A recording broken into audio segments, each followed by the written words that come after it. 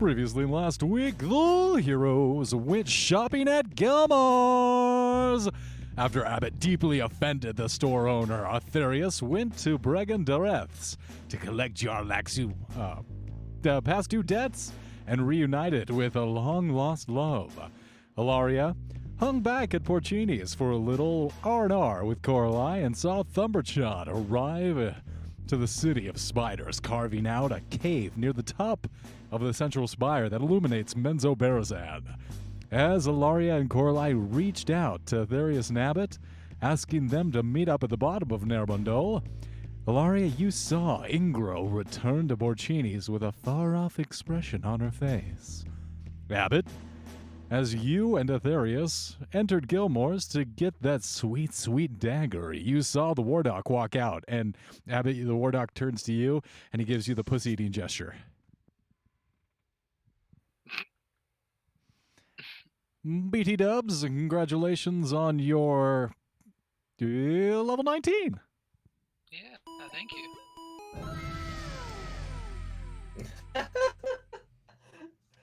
Wow.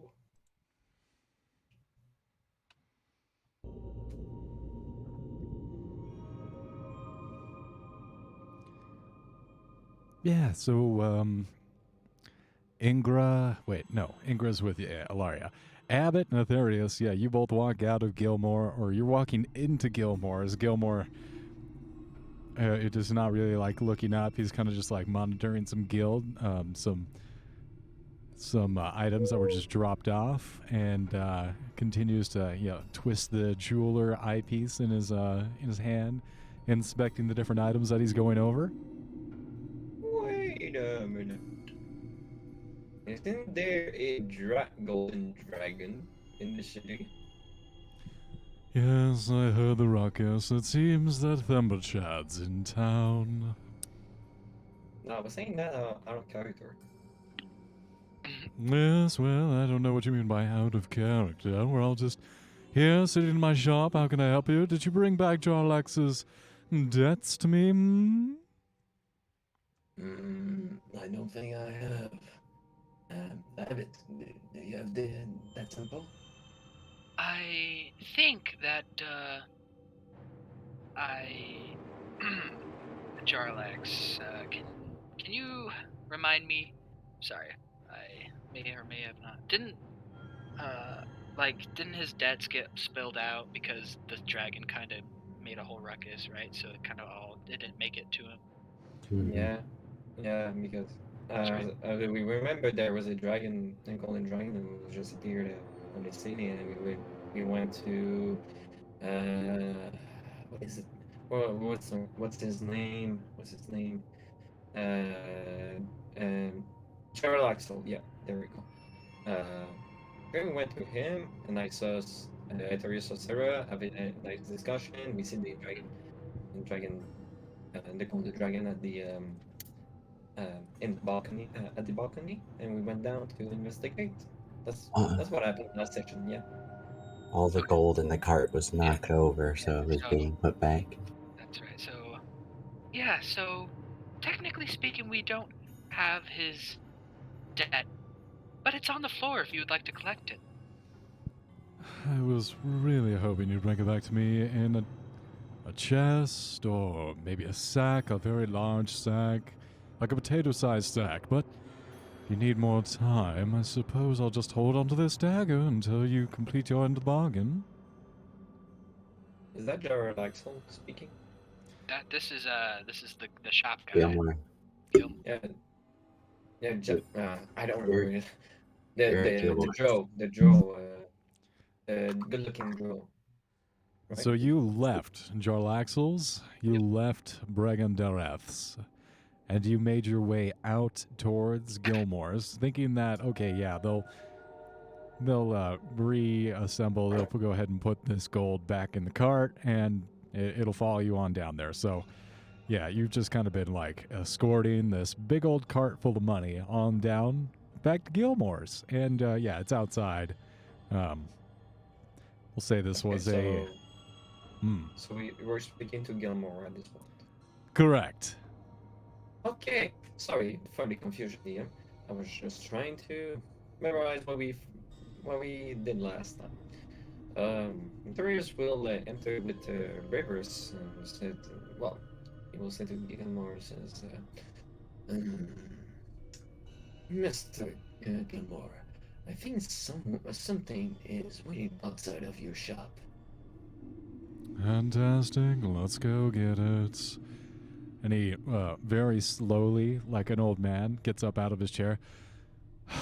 Oh, brother. Oh, bother. And starts slowly walking up to the front door. You guys follow him outside, and he's looking up and down the street. The cart with all the gold in it, the 500,000 gold, is no longer there. Oh, okay. Oh, it was an illusion, isn't it? You're an illusion. Give me an insight Damn, check, the roast. maybe a perception yeah, check to see where it is. Yeah. Yeah. I guess Or I could do that. Perception check. Here I come. investigation, maybe? Perception. Definitely a perception check, as you look around like, wait, where's that cart with all the money on it that we just escorted down here? Yeah, sure. Yes, a 23. I got a 27. All right, so Abbott, you notice first, and following Abbott's gaze, you both see the war duck seated on that cart, leading the giant amount of money away from Gilmore's, and he looks back, gives you both the double bird as he... I ambush him. Yep, right, so go ahead. He is pretty much all the way down to the end of the street, and he's turning the corner. You kind of see, like, his direction. He is going towards the giant spire of illumination that fills this chamber, this entire city with light. Give me athletics checks as you try and chase him down, because he's like giving you the double bird, but he's also before anything happens, I call out to Aetherius because he's about to run after him, and I was like, wait, I have a better plan. Take my hands, just real quick. Do it. We don't have time. Okay. All right. I cast teleport. Wait, teleport? Oh my god. Yes, Yes. he can. Teleport. Since he saw the place where he was, he then teleport there just fine. It's one action, so it'll only take a couple seconds as I enchant my spells and I conjure an image of the war duck in my mind, searing pain and agony and anger at this duck as I teleport to his immediate location, maybe a couple steps back, so as to not no clip into him. Grapple him and make an athletic check if you let me do it. Anyway, yep. So I cast it. There we go. All right, so I'm going to need you as you take hold of Aetherius and you both feel yourself whipped through a rip in space. Go ahead and roll a D100 for me, please. Oh god. Oh god. Okay.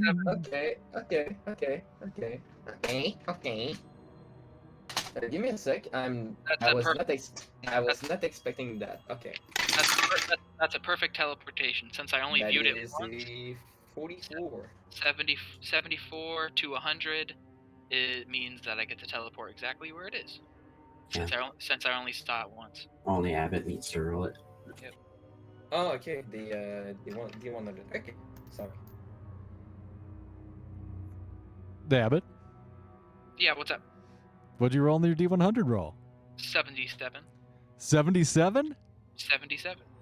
All right, so here's what happens. Alaria, you, Gorlai, and Ingra are walking towards the Norbendel. You're walking towards this giant spire that supports the entire ceiling, the cavern system. And you and Gorlai are having like a little small talk conversation. She says to you, goodness, do you think they got our message? And then you see peeling around the corner the war duck on this cart full of gold that's like continuously like all these little pieces of gold are like falling off the back of the cart as he goes up to like full speed. And right above the war duck, a giant teleportation circle just erupts in midair, like 6 feet above him, and 2 figures, Aetherius and Abbott, come vaulting out of the teleportation circle, slam into the war duck, and all 3 of them just go careening into the side of the street. You all What's 3. pulling the cart?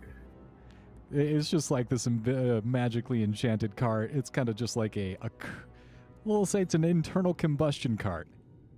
Ah, yes, internal Okay. combustion. I'm going to attempt to stop the cart. You do so, and you get slid like 4 or 5 feet before it comes to a stop. But yeah, you successfully stop the cart. Most of the gold is still in there. War duck, Nice. you are not Okay. escaping this time. Well, it seems, Abbott.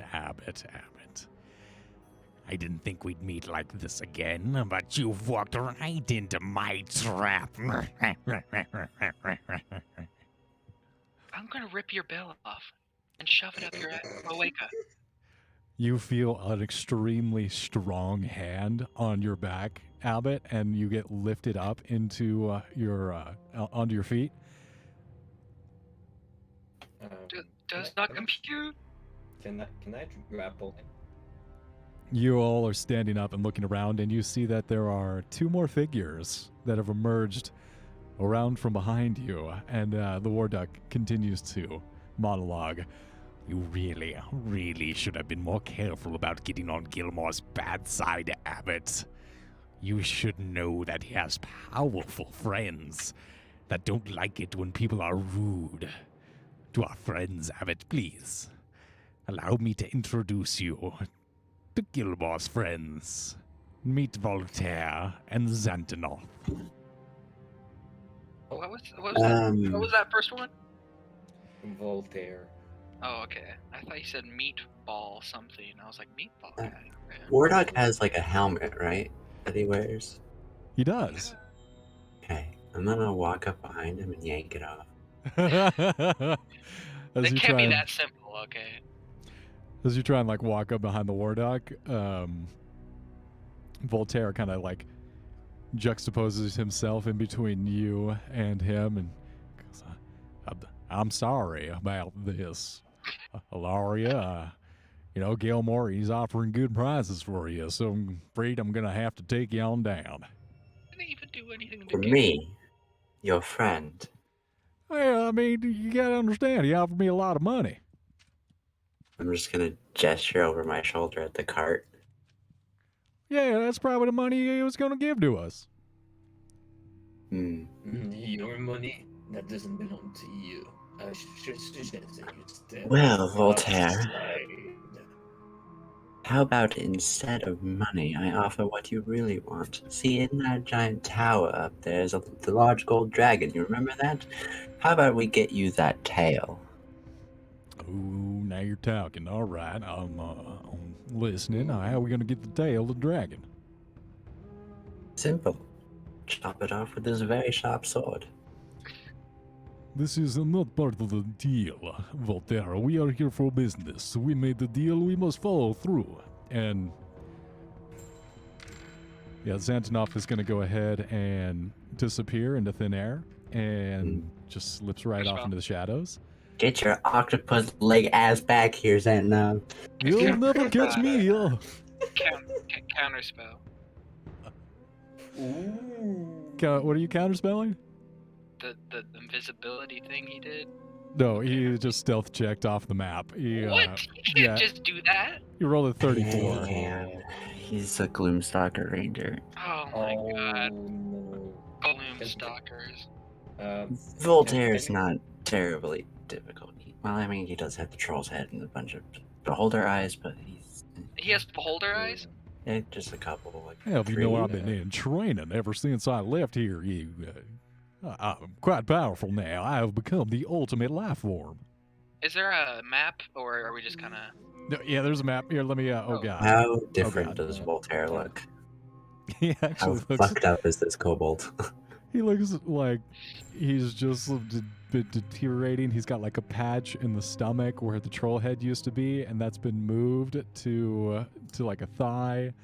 Now the regeneration is clearly taking effect, so all these green veins have like emanated out from the troll head. As the troll head starts to give you puppy dog eyes. Now, here, let me go ahead and get the map set up. I gotta unplug stuff in. I'm sorry. All right. We're fighting I was just two of wondering the if- old party members. How much of Milk's old stuff does Santanov have? I was just Yeah, I'll say you wondering if Does he have the bow? I'll say you saw Aether Shard as they slipped Ah, off into the God. shadows. Oh, Why? Oh no. this isn't good. I don't like how there's two player characters fighting us because, you know, obviously Voltaire has little to no health, but he does have regen. At least did, I should say. Okay, Zanmov, on the other hand, is a Gloomstalker Ranger with an so artifact level bow. should I turn these guys into soup or? To turn the Squid Man into soup. Like he looks turn like the an fucking elf Quack with Duck into squid legs. soup. No, turn the Quack Duck into a soup. Or the duck. You could also turn the duck into a bowl of soup. Yeah, like turn. mine. I just really hate that duck, man. Does he have a like a little patch where he's dipping the goal in? Wookie? Now, The gold on a cart behind me. or the war duck, right? The war duck doesn't have legendary resistances, right? I think he does. Damn. He does. Okay. That sucks. Cool, man. Yeah. It's fine. He's gonna teleport like a bitch when we are going to kill him. Well, I should say when we're going to reduce this stuff to like. The one time I wish I was a wizard so I could cast animated statue on that. Why? Because it's a Why is that? cool wolf statue and it'd be very useful. A wolf statue. Have you seen the movie, the Dungeon Dragon movie with the dragon stone instead? Which one? The among Dungeon and Dragon Among the Thieves. Yes, in I've cinema. seen that. Yeah. Yeah, I made a sculpture with the dragon. I think that's now. Yeah, it's the same spell. Oh, okay. But it was like It's animated statue, I think. animated such. Okay. All right, let's go ahead and roll up some initiative, please. Where are we? Oh, damn! Where is Oh, she? the cart is there. Where are we exactly? Anime object is what it's called. And you can We there. Yeah, just go ahead and put yourself on the map. Okay. I imagine I'm on the opposite side of where they are. 20. I'm gonna roll that at 20. There you go. 20! I guess me and Aetherius would be kind of close together. Yeah. Well, it depends. We're technically staring at the Quackaduck, so I don't know where exactly he is. I'm right here, I guess, and then Voltaire's in front of me. So the only difference with Voltaire is the troll head's on his thigh now. I think we should, or if the Quackaduck is on the mount, I think we should get there. I think it's a good placement. Trollhead's on his thigh. That's all that you see. There does seem to be like he's got a pot belly now, which is a little bit different. Maybe there's something underneath his shirt. We'll see. And he still has the metal jaw and beholder eyes. And He's got the two beholder eyes sticking out of his neck. He's got the metal jaw. He's got wings. He's just been sick Yeah, of sticking wings. himself with stuff. yeah, What the- he's grafts. He started out as a gnome, I think, and then was turned Yes. into a winged kobold who has a Okay. metal jaw, two beholder eyes, and a troll head. That's crazy. Was that a curse transformation? Yes. The curse that was on me is now on him. Oh, nice. Wow. In me, I just reborn. Yeah. I don't have a curse. I just have a new fucking curse. That's it. Zanov. I mean, I God, don't know what his race is called, but his upper half is human, and then his bottom half is tentacles, octopus. this guy is no boy. Is it a sea elf? You're a sea elf. No, I think it's a homebrew. Trident? That's a hunger race. It's an octopus person. Ah, Not sure what they were called so a either. reborn. All I know is Aether Shard's a bitch. Speaking of, they rolled high on their initiative, so Xandanov's going to go ahead and go first. Dang, Do-do-do-do-do. Alaria, that's crazy, dude. That's a small initiative. Yeah, I don't have super high decks. I just have plate armor. Yeah, but that's fine. So. Oh, that's right. You're using that as the war duck. There's the war duck. It fits really Oh, well. he's the war duck. Ah, Waluigi. Okay. It looks like And- their images have disappeared. Yeah, I couldn't find their images. I remember Voltaire's was a very like cut out PNG of a couple. Yeah, that was some good Photoshop work there. Man. It's cool that you've been through so many players, you know, and the group has evolved and like devolved into like us, you know. It's kind of cool in a way. What's that? Oh, just 3 bolts coming out of the darkness. That's going to be a 29 to hit on. Please don't say Evan. Please Oh. don't say Evan. Oh, yeah, that's going to be 29 to hit on Aetherius. Oh, whew.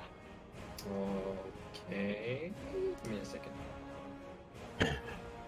I don't think you can stop at 29. Sure I can. Okay, 29 with disadvantage.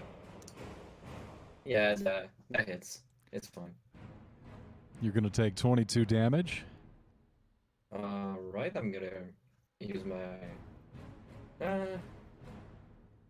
Yeah, for the 3 other attacks, I will cast. For the 2 other attacks, I will cast shield. Are you ignoring the other damage?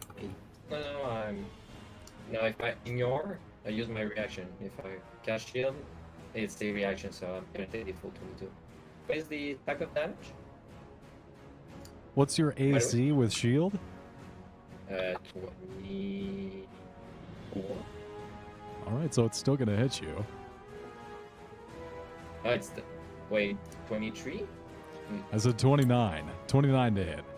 No, it's. Oh yes, you're right. You hit me, so I don't have a disadvantage. Okay, yeah. That sure. was The disadvantage. second attack will hit, and then I'm gonna cast shield. So what is the damage? There's only one attack coming at you. They swung at you for a 30 and a 29 for disadvantage. So the 29 hits you for 22 damage. And yes, Ilaria, I'm going to be ignoring the 8 additional and 5 additional force damage. So it's just going to be 22. That's crazy. Okay, Wow. so what is the type of damage? Is it slashing, piercing? Piercing. Piercing. Piercing. Okay. Yeah, this This character Player. was so overpowered. This is a level 7 player, too. at level, well, we started at what, 3? I think we so started at 3. One attack is for To be fair, you did give him this super overpowered weapon. I did. They made it, and then Wookiee allowed it. They made it and you allowed it? I did. I was not What? very smart. I'm sorry. Yeah, that was very, very not He smart. has gotten better. But yeah, this player was very well known for making overpowered stuff. Crazy. Okay. Does that say 600-foot range? What? Oh Yeah. my God. That's normal, actually. Okay, Because so one attack is the longbow. and the other one is for everyone else. That's what you're saying? So second attack is coming into Ilaria for a 29 to hit. oh yeah, they have advantage because they're stealth. Yeah, I don't think there's even anything I can do to stop. It's going to be 16 damage.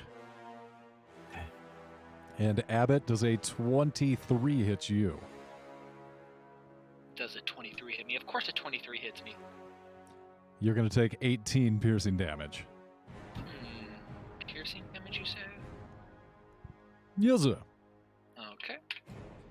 That's gonna bring us to Aetherius' turn. Your move, Aetherius. Okay, I'm gonna. All right, Darius, kick their ass. Okay, I'm gonna mute my thing because. Yeah. Let's bonus action also walk first. Still want to keep my disadvantage. I'm just gonna find that goddamn thing. Yeah, dude. Shit. Did we see where the arrows were coming from? Like which area? At Oh least? yeah, the ever-present shadows of Menzoberranzan. Ugh. It's There from you go. within I'm the gonna pop it up darkness. for you. So he has a flight of. Yeah, he has a flight of 10 feet. He's gonna reach the. Oh, it's 10 feet now? Jeez.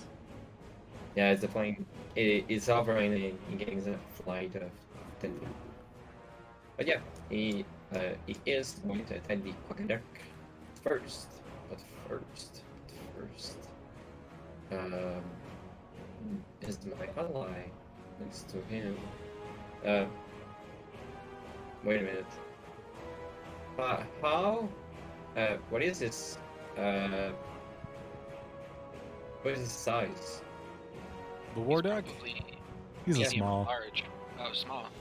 He's small? You're telling me this guy, this ever-present doofus, is just a small? Is actually the size of a duck? He's a duck. I Okay, thought he was. I okay, thought he was so- like. I thought he was like a big duck. He's just the size of a regular duck. He's not a Okay, so he was goose. there. He was there, or he was. He is a normal duck. Yeah, It's he was just a- there or He's there. just a And And little the guy. and the and the helmet that gives him all his secret ultimate power is the size of a duck's head. Well, it shrunk when he put it on. Oh Yeah, so my Aetherius, god! Abbott kind Magical of. readjustments. Alright, so I'm gonna get advantage with flanking if we are still using that. Yep, you're flanking. Take advantage. Okay. And sneak attack. Alright. Yeep. But first. I want to let him suffer. I want him to be suffered. I cannot I'm suffer going because to- I am suffering. I'm going to use my channel divinity as an action. And he's gonna take the he's gonna take this. I'm gonna pop up. Then I'm gonna action surge. There you go. Action surge. And since I use my bonus action, I will use a booming blade instead, and I will not add my fire damage with it. I'm gonna still attack with advantage. Let's see. Alright, okay. Okay, that is going to be a 25. 25 hits. Okay. Nothing done. It's not supposed to be there. 3d8 for the boning blade, plus 1d8 for the rapier, plus 7d6. So far. 6, 7. I'm gonna use my use my thing of the Eyes of Grave. Oh, does he have a weapon? The war duck, yes, he has a sword, a dagger, and a shield. I'm gonna try. Since I attack him, I want him to make me a strength saving throw, please. 19 plus 5, 24. Okay, he's not disarmed. Rolled high. Yeah. Okay, he's not disarmed, but I still hit, which is another d8. Plus 44. Yeah, 46 from the Eyes of Grave. So everything is suited. Ugh. Okay, I'm gonna roll that one because. Alright. So he's gonna take a total of. And also he's vulnerable, so. He cannot, like, get invulnerability or anything like this. Yeah. So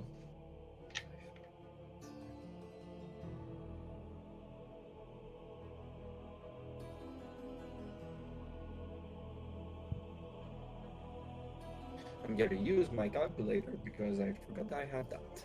Give me a second. That will not be too long to calculate. I'm a professional. You gotta keep a calculator. Hey! Wait. No, no, no, no, no, no, no, no, no, no, no, no.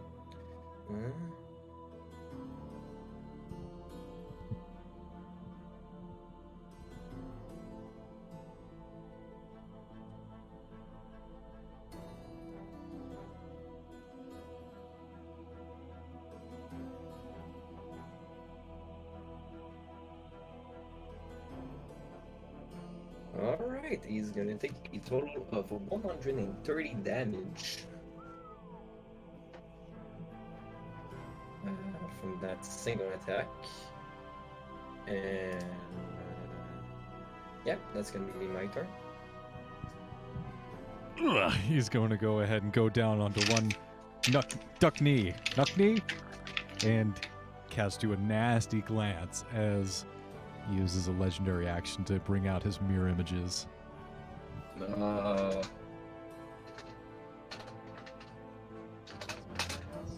That's going to bring us to Abbott's turn. Your move, Abbott.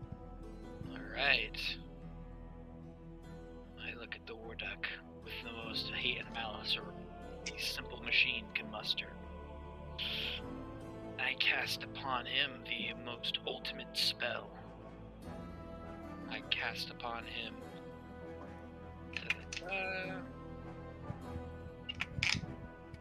Let's go with. I guess we just go with a good old guiding bolt, huh? Alright, here I go. Guiding bolt. I'm gonna. Oh god, there's a lot of war ducks around me. Never mind. Scratch that. I can see now that I'm gonna have to. Just 1 second.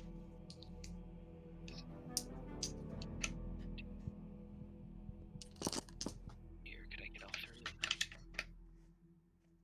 No. What? Depends on how wide the beam is.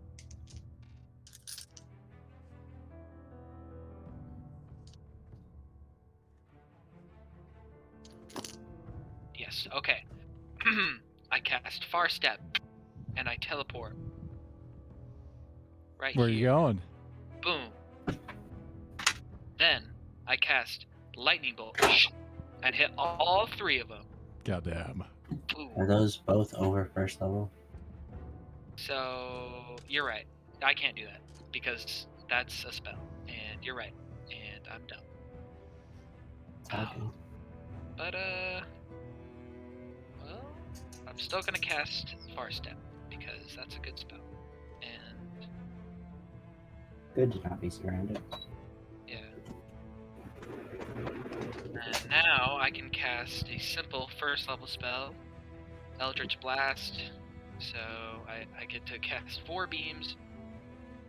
1, 2, 3, and 4.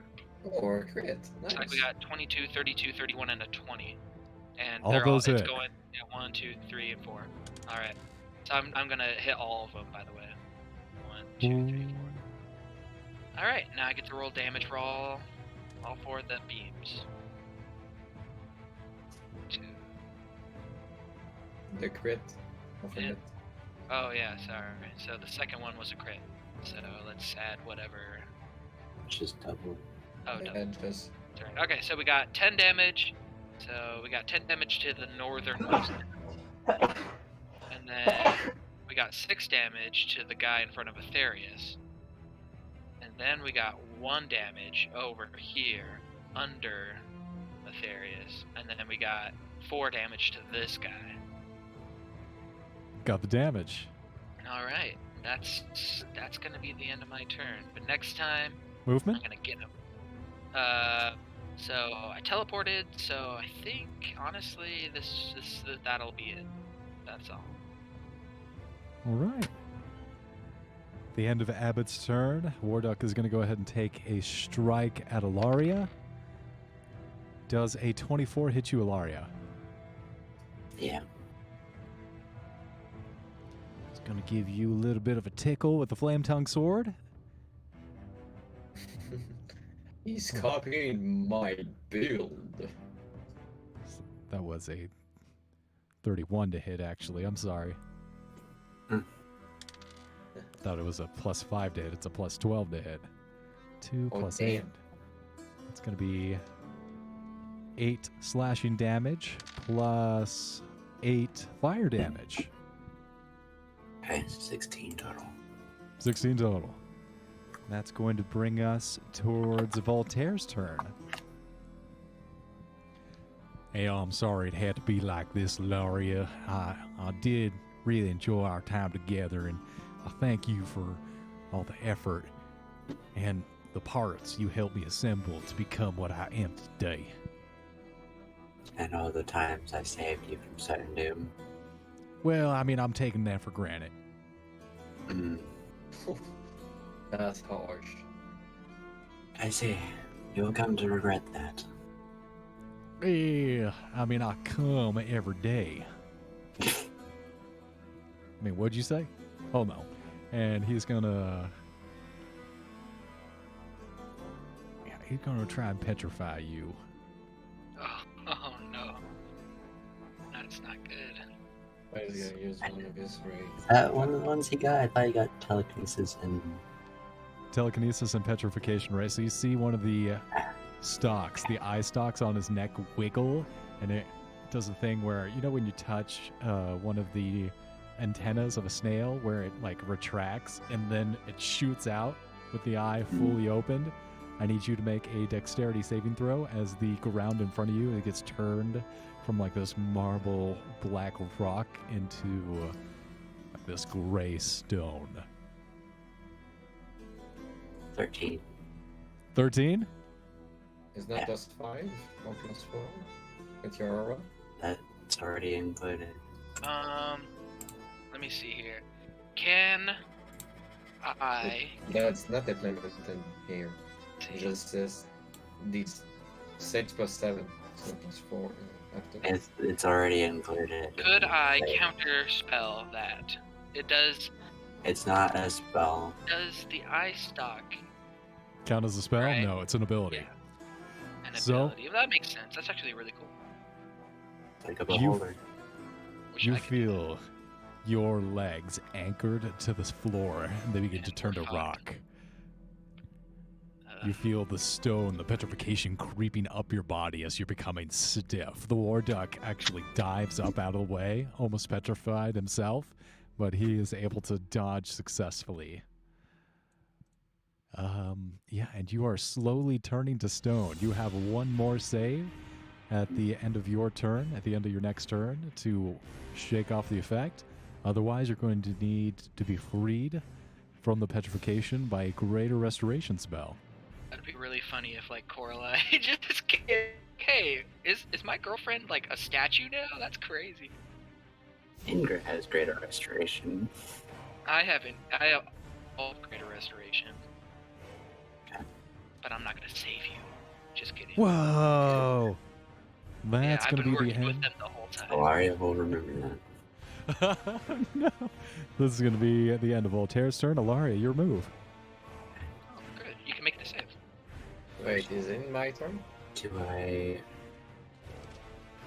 You already went, Therius. Yeah, That's Therius all went they went. way after Xantanov I haven't before gone. Abbott. Yeah. It's not the top of the round yet. Aetherius. Top of the because round. Okay, no, I it did a rolled surprise really one. low. Okay, it did a surprise one. That's why you hack first. Okay, I understand. Alright, go on. Go on. All right, Ilaria, your move. Hmm. And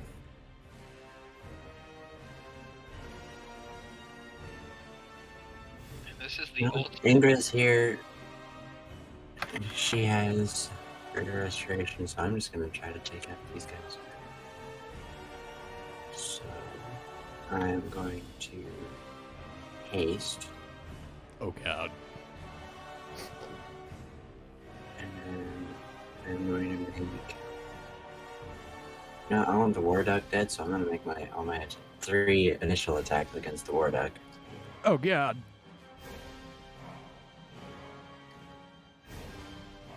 One, 2, 3.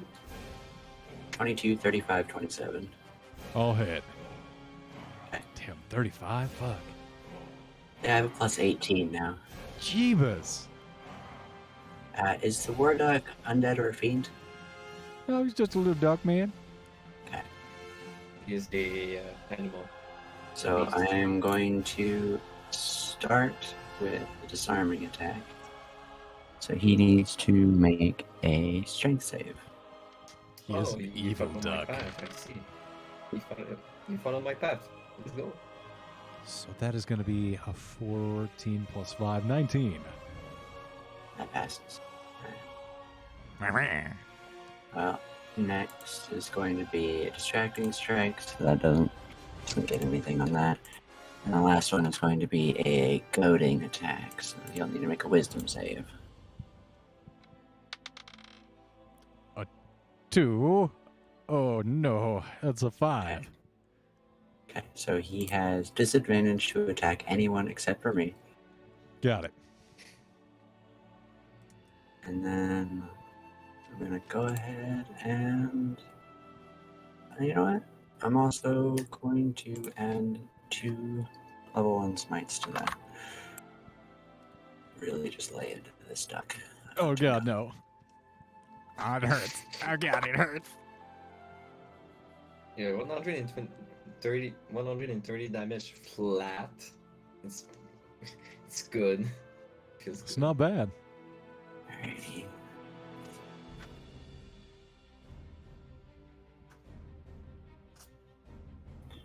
So let's go ahead and add that up. It's 26 plus 20.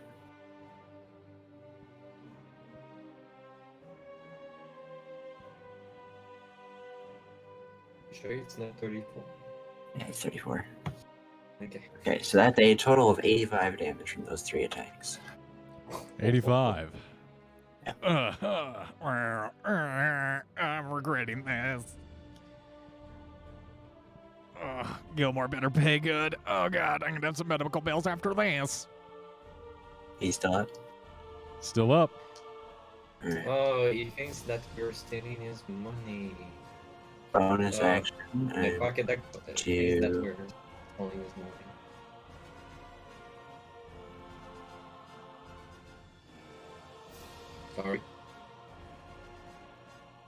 Sorry. Attack with bonus action. I'm going to make an attack with my Sun and Dragon's Wrath Longsword. Bonus. That is going to be a 28. 28 hits. So we'll turn these on. And it's going to be... Oh. Yeah, okay. 33 damage. Got the damage? And then hasted action. One more attack with Dawnbringer. 21. 21 hits. And then it's going to be 14. Not yet. Like, 6 attack. No. Warduck lost more than half his health in one round. That was 5 attacks. And that's without action surge. So if he's still standing in it, yeah. Still standing. So 2 more attacks. Yeah. I'm gonna action surge 3 more. Oh my God. Ow. 3. Those are all above 21, so All hit. you know what? Since he's only half, I'm gonna go ahead and use my level 2 Divine Smites. So that'd be 3d8 additional damage. He's gonna die in one round. 3. Ooh, that's not great damage. Oh, thank God. 36, 45. That's 59. 86 more damage. Got the damage. Well, hold on, let me write it down. But yeah, he's still up. Okay.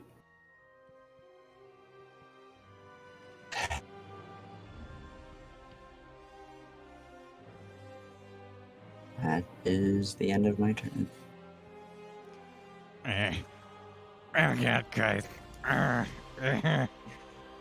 Would you please make a dexterity saving throw, Alaria, Yeah. to see if you're able to resist the petrification?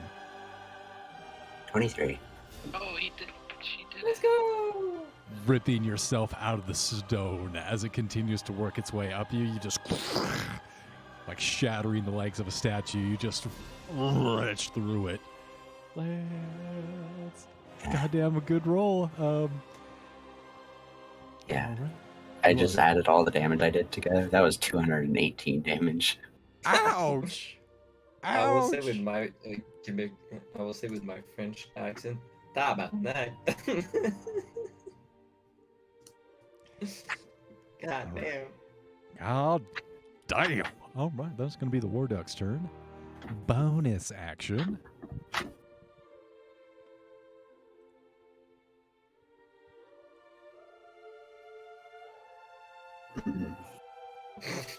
Of course. Of course, of course. Man. All right, stabby on Abbott.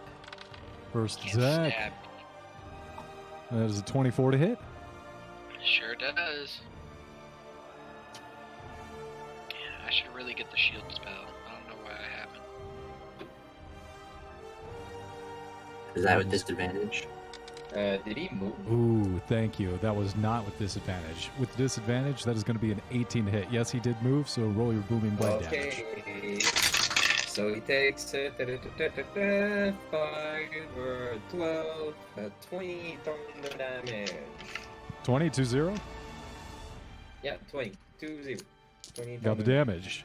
Does an 18 hit you, Abbott? Sure does. And that's going to be an 11 slashing damage and also 6 fire damage. Okay. Does he have disadvantage on all of his attacks against someone else, Ilaria? Yes, every single person. Ooh, that was a bad roll. Does a 14 hit you? It doesn't. Oh, no. You Action bounce off. surge.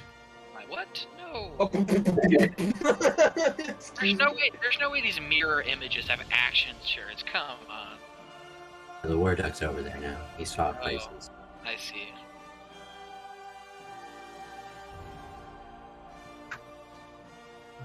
I see.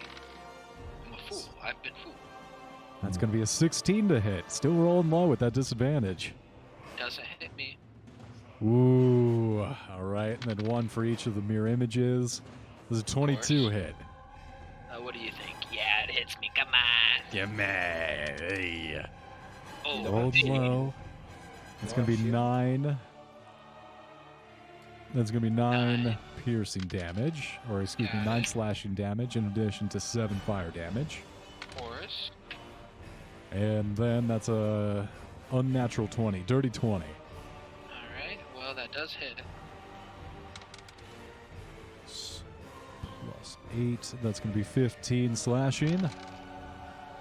And 10 fire damage. Alright. And that's going to be Also, it. when it does get hit, it's removed, I think. Wait, I'm gonna search mirror image.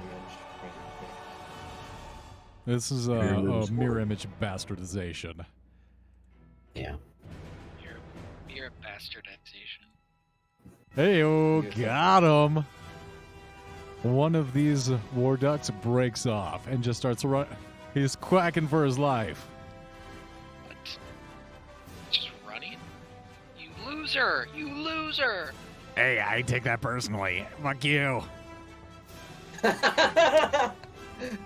That's a shame I cannot reach him. I can.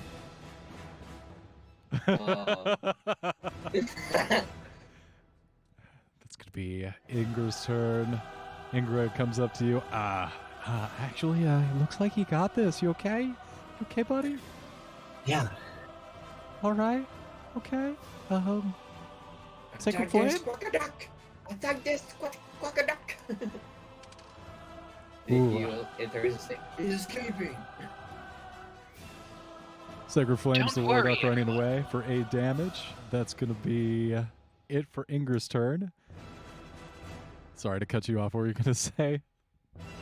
Don't said, worry, uh, everyone. I I'll said, get him. this one is escaping. This one. Yeah.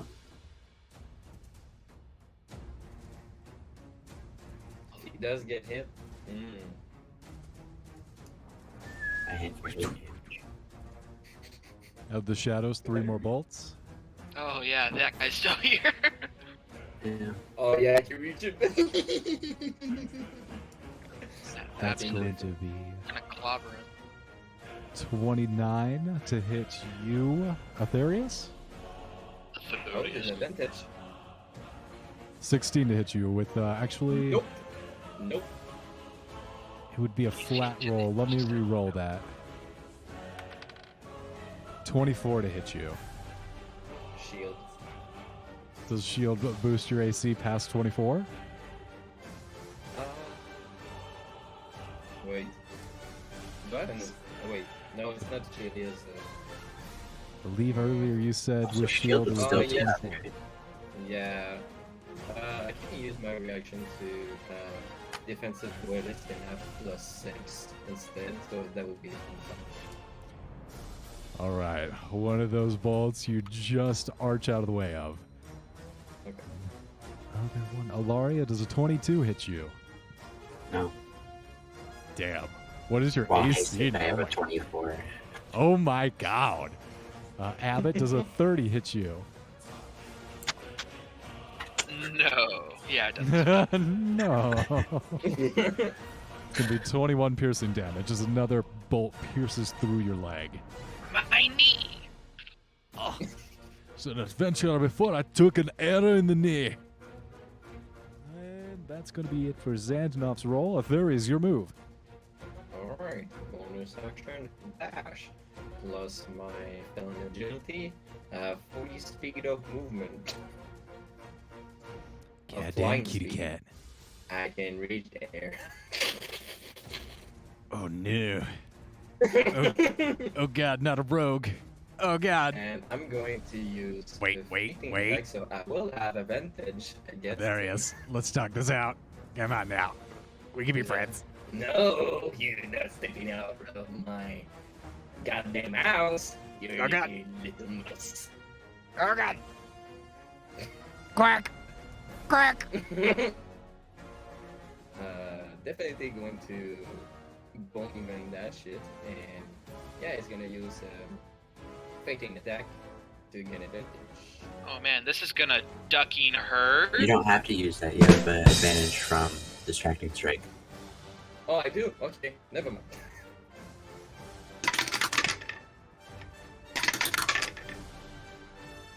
God damn, I'm gonna use a D8 for precision attack. Because I don't think it will hit. Oh yeah. So that's a 26 to hit. 26 hits. Alright, I will disarm him. He has to make a strength saving throw as well. Natural 20. Oh, okay. Okay. I still have 2 dice more, so that's okay. That's that plus that plus that, and my d6s. We're gonna roll that first, and we gotta roll that. Okay. I will use definitely gonna use my eyes on the brave. Yeah, that's 2 uses. Okay, I'm gonna use my calculator really quick.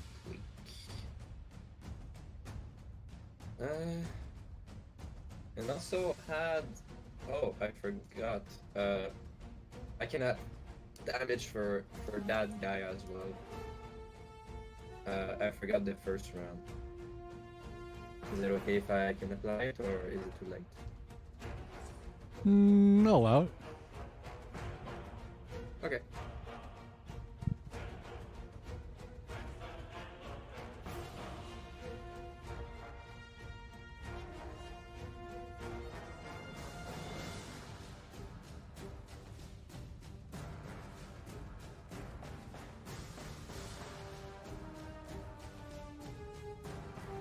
God damn, you take 78 damage.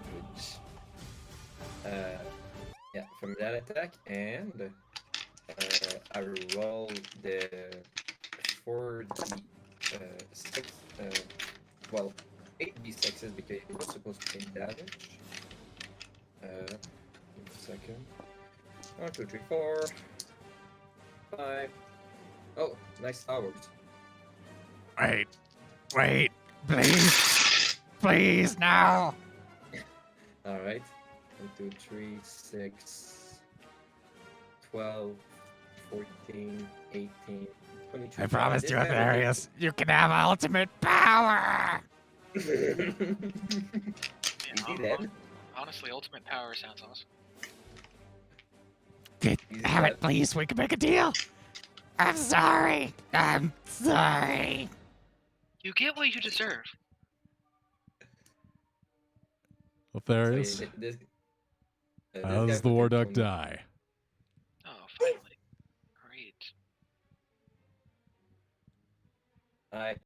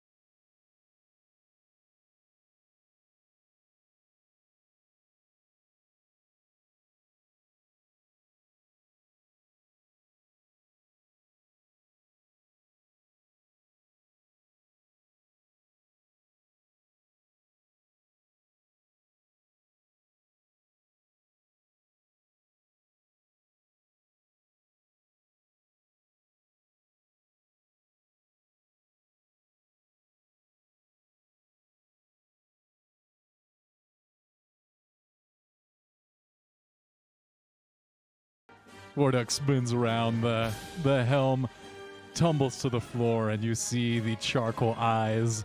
The flame leaks out of them as they return back to his normal duck green as the blood drips out of his throat and he collapses to the ground. he took off his head and tossed it to Abbott. Yeah. Here, you gift. Thank you. I will keep this as a trophy of the most horrible enemy I've ever had to deal with. Let's go. Well, Voltaire, Xantanov, the war duck is dead. Do you still wish to continue? Actually, there goes our paycheck. What do you think, Voltaire? We call it off? Well, this weren't about to go our way no how now. It's, well, he was definitely the most powerful between us. I think we go ahead and back away slowly if you allow us. We're going to go ahead and take that olive branch. You see him like right behind him and says, "Do you really think he can just win out so easily?" I agree. These guys attacked us and almost turned you to stone.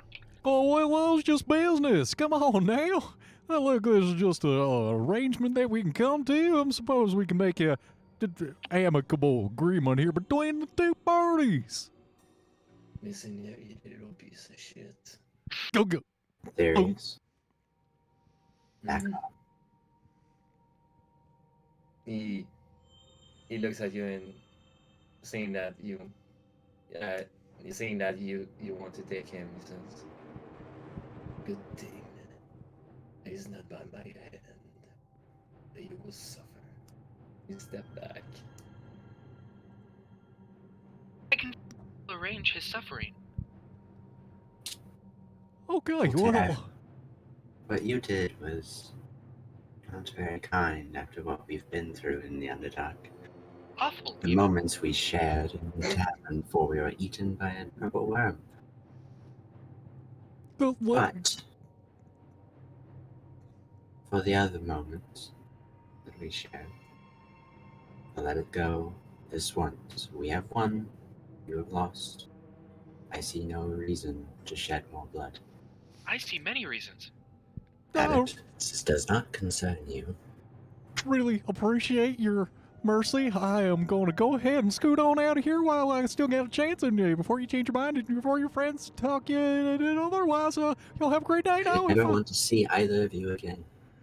It's totally fair. Next time, maybe, yeah, okay, there won't be a next time. Thank you very much for letting me live quick. Oh, God damn it, you're making us look so bad right now, Voltaire. Let's go on out of here. Jesus Christ. Are you there? I saw you being petrified for a second. I'm alright now.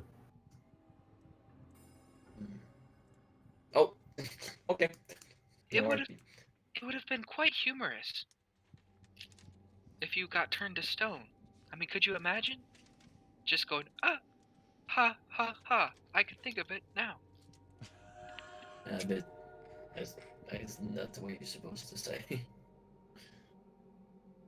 I forgot that I am in a party with a bunch of pansies. What did you just call me? Good boy. I called you pansy, a type of flower that grows in many places. Among them are forests, plains areas, the like. These flowers look like. Does it really matter? Shouldn't you be getting this gold back to Gilmore? Oh, that's true. Hey, next thing is that What does a you're pansy right. look like? We get that off track. And he starts to take the cart and put it back to Gilmore's shop. But we'll stay Absolutely. with Alaria, because Alaria's the cool Yeah, I part. think go with him. Pick up the coins that fell off the cart. Doesn't take you all long, especially with your help at it. You're able to get all the coins that were spilled onto the street back into the cart, and you two, escorting the big old load of gold back to Gilmore's, arrive safe and sound without any more trouble. Ilari, what are you up to? I'm going to continue where I was originally headed, underneath Narvandale. Oh, that's a good idea. Confront Emberchan. Absolutely. So, Norbandel is just essentially this giant stalagmite that sticks up and supports the cavernous ceiling inside of this giant city. And not only does it just serve dual purposes in that it supports and provides a structural reinforcement like a support wall to make sure that the ceiling doesn't collapse inward, it also is illuminated every single day by the Archmage of Menzoberranzan. And actually, it serves three purposes, and it is also the eternal prisoner for dissidents of Menzoberranzan, where they're encased forever in eternal suffering. So, it's a really wonderful piece of engineering. Really wearing multiple hats, this spire here. So, yeah, you look up, you kind of see like where Thimberchad flew in and carved out one of these chambers, a little cave up there near the top, so no one would bother him. So it'd be a little bit of a climb getting up there, but if you'd like to, you can go ahead and make an athletics check as you, as Coralie kind of like climbs up onto your back and gets a little piggyback ride. Mm-hmm. Ooh. That's Hey. false start. It's a little embarrassing. You're like you like slide down the first like 10 feet once or twice, and you're like before you get a Got solid some grip. Dark blood on me. 1 second. Little slippery, but you blush a little bit. Coralie gives you a little giggle before you guys start making your way up, and it does take you a while. It's maybe like 5-10 minutes until you rock climb all the way up to the lip of the mouth. At which point you start hearing Thimberchad once again make a little ruckus inside of his cave. I'm You going to remove my helmet and hand it to Coraline. Stay here. I don't know how kindly he'll take to someone he doesn't know. Sure, you place her on like a little bit of a ledge right there, and handing her your helmet, you hear the ground shift. The robbing bassy echoes through the solid rock. It almost throws your feet out from under you, but you're able to huddle up against the spire as you and Coraline cling there. Two huge dragon claws sink into the obsidian of Normandale, turning it into streams of white-hot glass that run over the long metallic talons. And a head, plated in gilded adamantine, serpentines through the artificial cave, and eyes narrow on you. Judging the distance between you, fire swells in the behemoth's chest, turning to pools of liquid at the back of his neck, ready to unleash a torrent of molten gold down upon the foolish people that would challenge his power. When Themberchan, wait! a flash of recognition passes across Themberchat's features as you call out to him, he arcs his head back and swallows the star-hot gold that was living in the crucible of his throat before unleashing a deeply satisfied purr.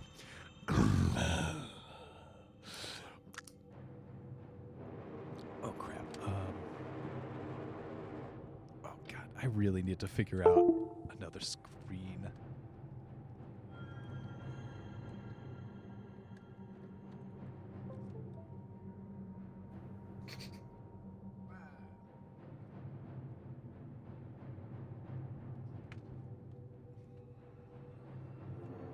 One moment. Oh, sorry. Hacking a fraud over here. Oh, take your time.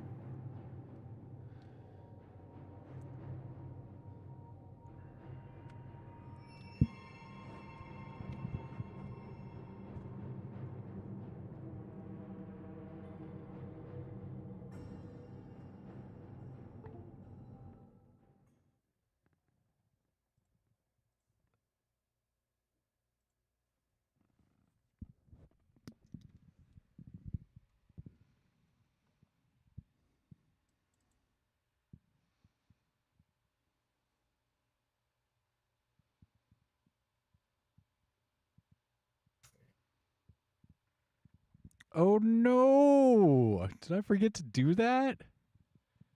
Oh. What? Ah, amateur. Oh no. What? Whatever. Whatever. Damn. Oh. Oh. Wookie. Yes? What happened? No, I'm just being an amateur. I was looking for something that I thought I did, but I didn't do it. Ah, fraud. Fake. Or fraud. Oh, fraud. It's fine.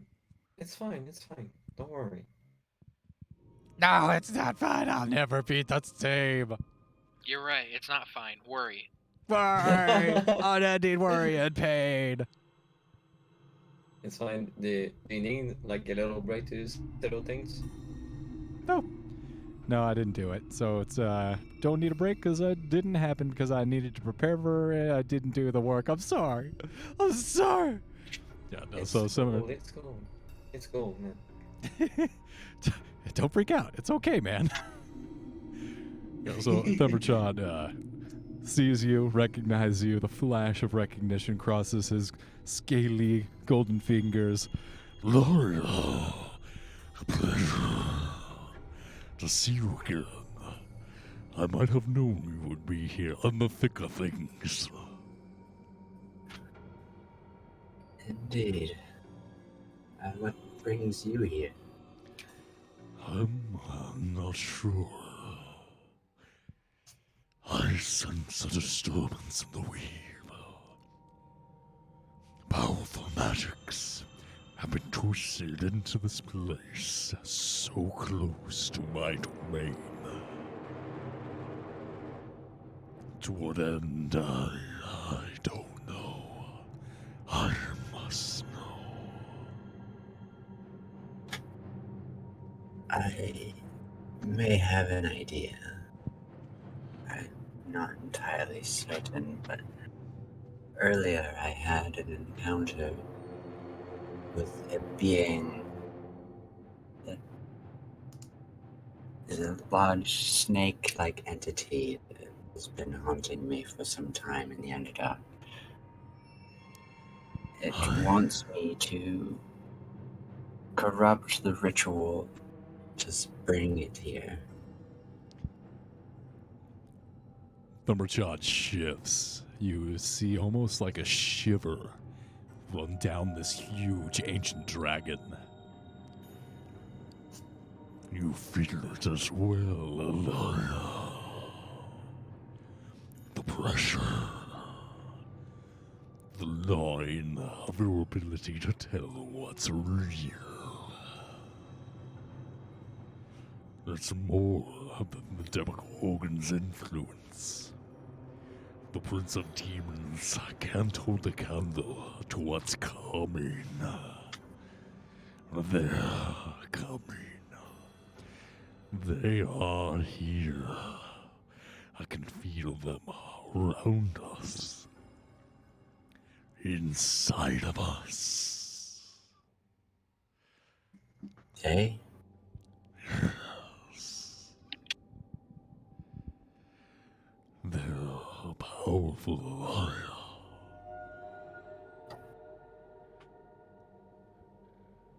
What can we do?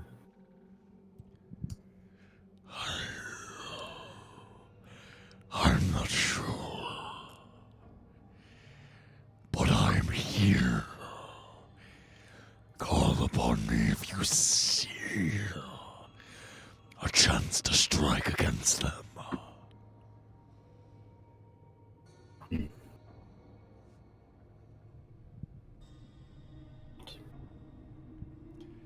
So not the demons, something else. This huge fist of the dragon comes out and holds it out for like a dragon fist bump. Bump his massive claw.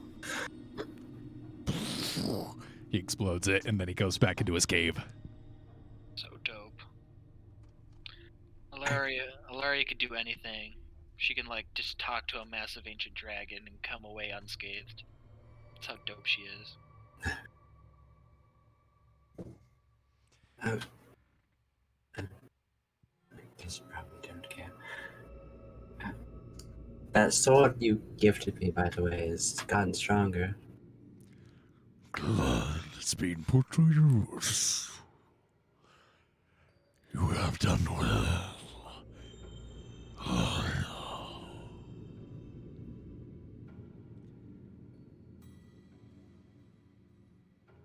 Call upon you when the time is right.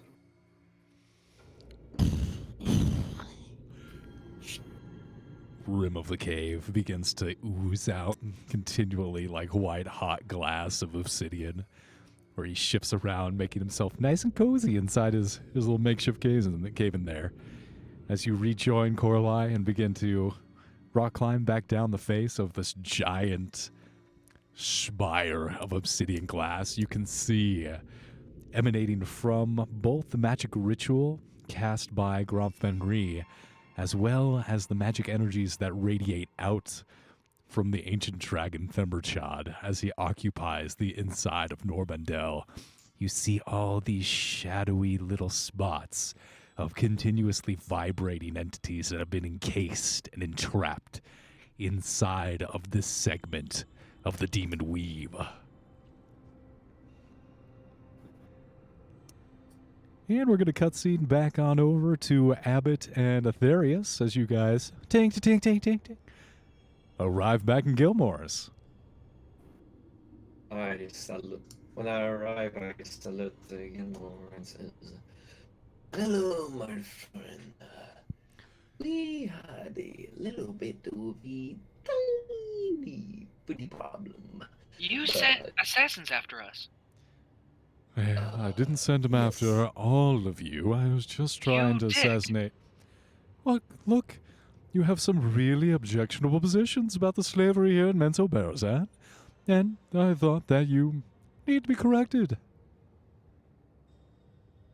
So, that is the opposite of a logical and thinker. You can't just. Oh, I am getting frustrated over your logic.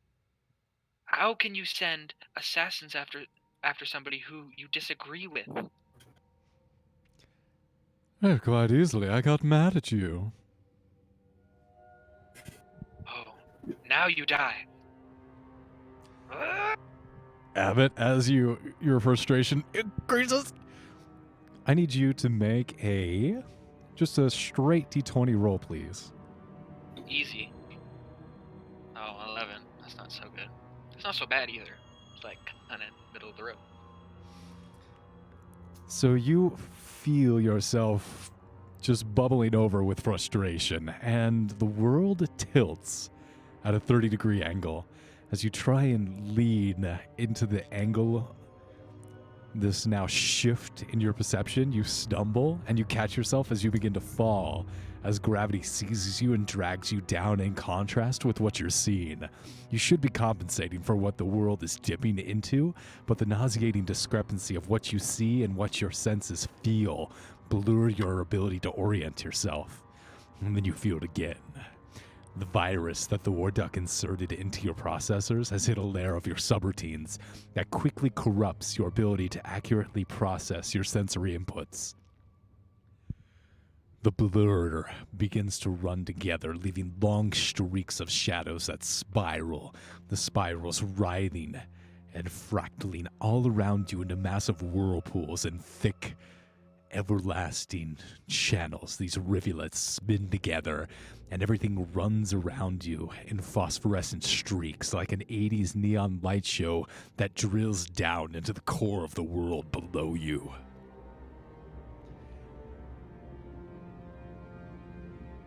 Okay. what? What is happening? Does not compute. You look down and you follow where all these streaks are leading into the ebbing axe of dissipating light towards a terminus, a singular serpent that spirals through everything.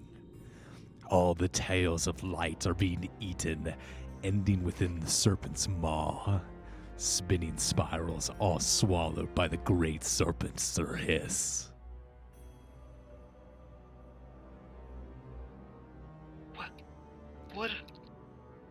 What are you? I am you. Factually incorrect. You appear to be a giant serpent. Aetherius, you look over at your buddy, and they're kind of just mumbling to themselves as you and Gilmore go about your business. Everything seems fine to you. So yes, thank you for bringing back the gold. That's very much appreciated. You wouldn't believe how long Jarlax was skimping on his payments. You'd think that just the interest alone would be incentive enough for him to pay. But, in any case, I thank you very much for bringing on this back here to me. As promised, here is your reward. And he holds out the dagger, which you had requested and agreed upon earlier. So I see Abbott just screaming, he's like, okay. More mumbling to himself. Seems like he's having a conversation internally, but you got business to take care of, so you're kind of just letting him do his thing. It's gonna cast the magic on Abbott really quick. Abbott, how many points of madness do you have? I believe you have one. Yeah, go ahead and increase that to 2, please. Okay, I'll just hit this button right here. Alright. I never got a point of madness. Oh, look at Mr. Not Insane over here. Look at Mr. Stable all the time. Give him a chance. He died. Give him a chance. He's mumbling his like, Abbott, as he shake his hand in front of it. Look, I'm sure your friend's fine. Do you not want this dagger? Because I can hold on to it. I always appreciate a free labor when I can get it. Do you know what I've been doing? Look, everyone's been acting kind of strange lately. And, usually I apologize. I don't enjoy free labor. I'm not like the rest of the people here. I appreciate when people decide, out of the kindness of their hearts, to help me in my various business dealings. If that's what you're going to do, I'll go ahead and keep this dagger. And he starts opening his robe and putting the dagger back within the folds of his robe. Oh, no. Okay. All right, here you are. I'm so delicate to do something over there. Should I do it? It's really the 100.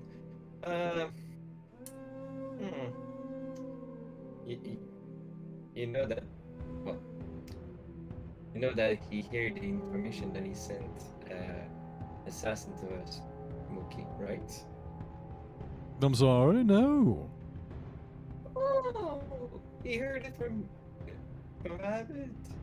I don't know what you mean. That's entirely news to me. Oh dear. Aren't you all right?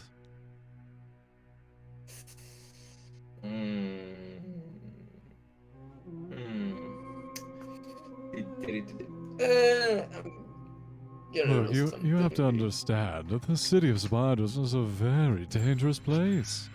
I advise you to be careful, and you never know when someone's lying directly to your face. Inside as he's taking the dagger.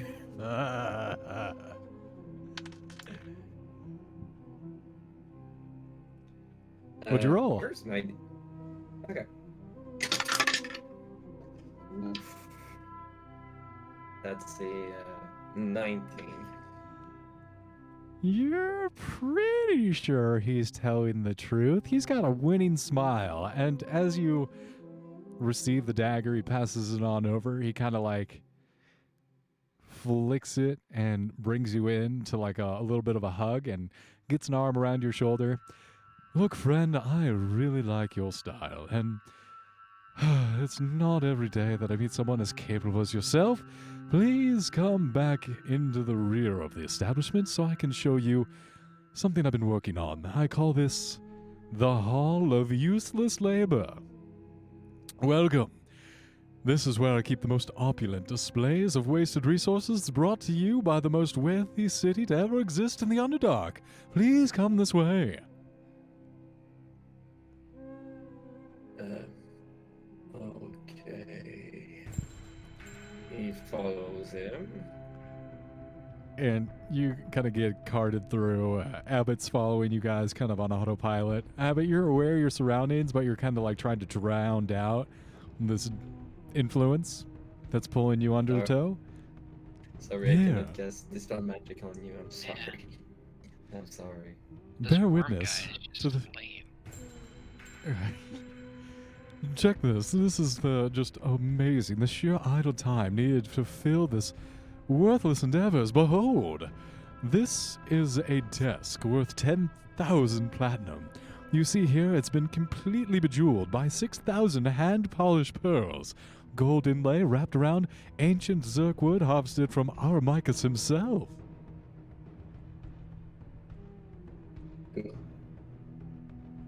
Here, right, check this out. This is amazing. This is a golden toilet. This is a living frog that's been encased in gold and swallows the waste of each person that uses it. Now, this is something that requires a subscription service too, because it's unattached from the septic system. So I will deliver you a fresh golden frog every day. Would you? Yes, please. Would you be interested in subscribing? It's fine. I did my duty. I have other plans to do first, but thank you for the offering. Well, how about this? Before you go, This is a bottle of Porcini's port. It's been distilled 1,000 times, the finest wine in the Underdark. Would you be interested in a bottle? Nah, that would be okay. I really appreciate your hospitality, sir. But I feel like my friend has something coming up. I'm worried about him.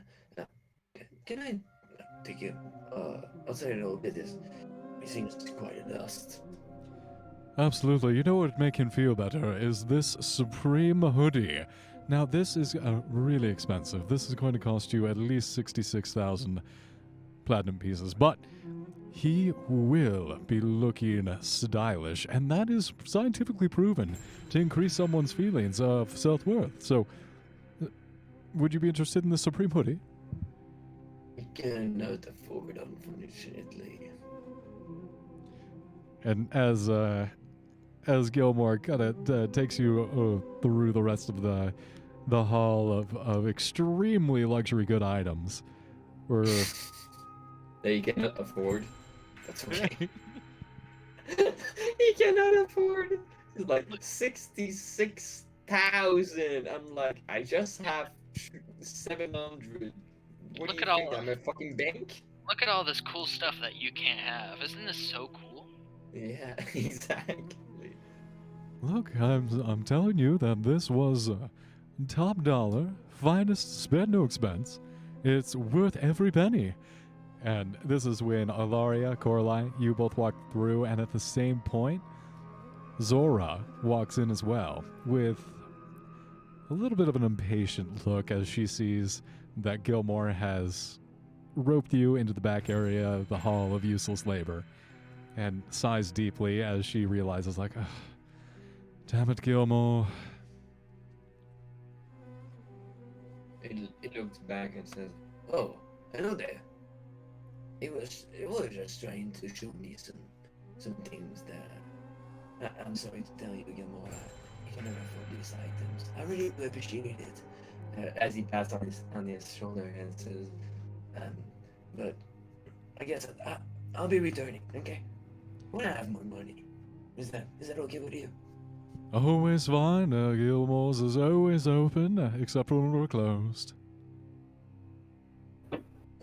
What is your openings? Well, never I can get out of bed, honestly. It's been harder and harder lately. I've been just sleeping in all day sometimes, so I'll usually be open for an hour or two a day.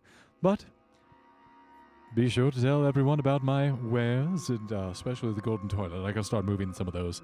Those are really expensive, and they've taken up a lot of my resources. But until next time, and Zora steps up in front of you and goes directly up to Coraline. The Council of Eight has assembled, and they would hear your request.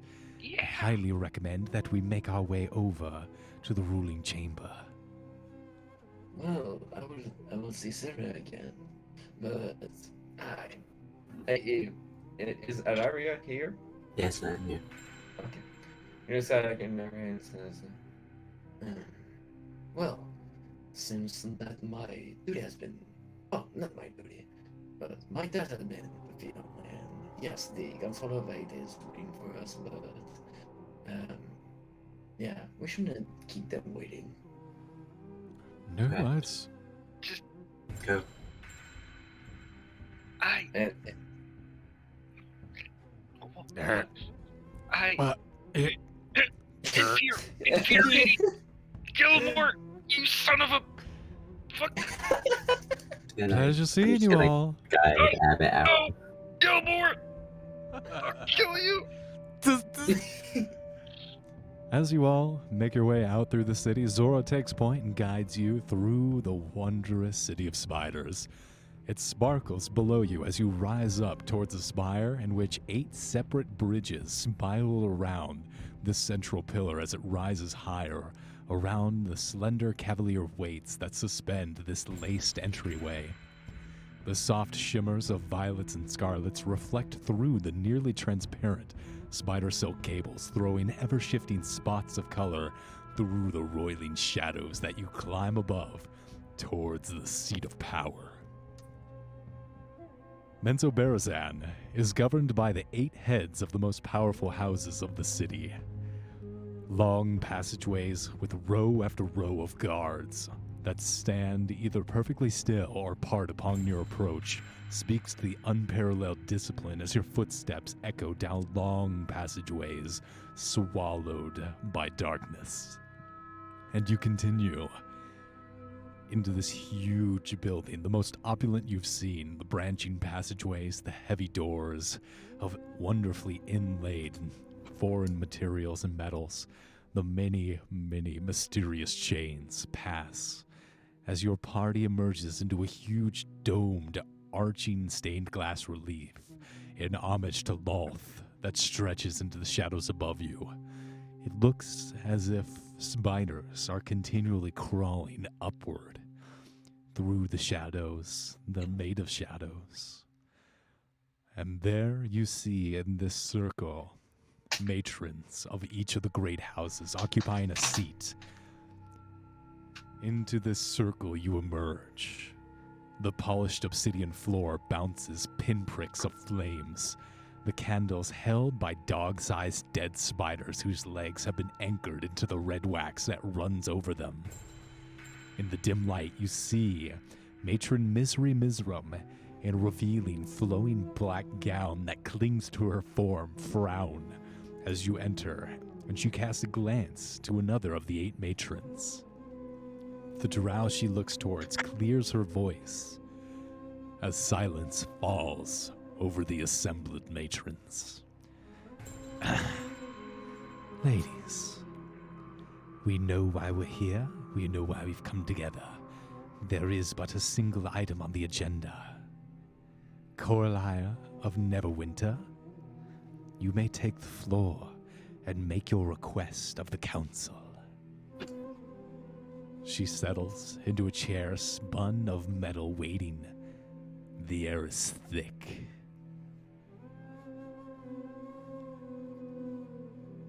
And that's where we're going to take a 5-minute break. All right. Yeah. The Nice. magic weapon. Do I get all his benefit, or are you gonna turn it down a little bit? 3d6. I'll tell you what. Coralie Okay. is gonna get eaten alive by the Council of 8, man. Hot. The Red Wizard. Oh my god, what is happening? Yeah, I swear, man. It's like Coralie, she's soft-spoken, I mean, she's brave, but like, I don't know, these 8 looming figures. I mean, even the bravest of people would be spooked.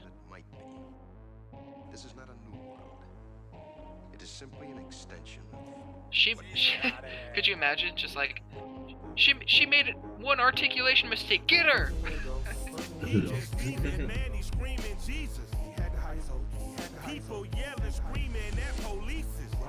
It's a shame that they turned it down to 3d12 to 3d6.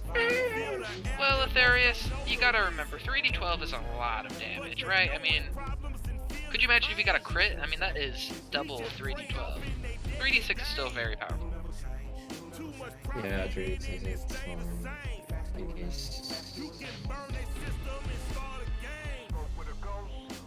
it does what it's supposed to do.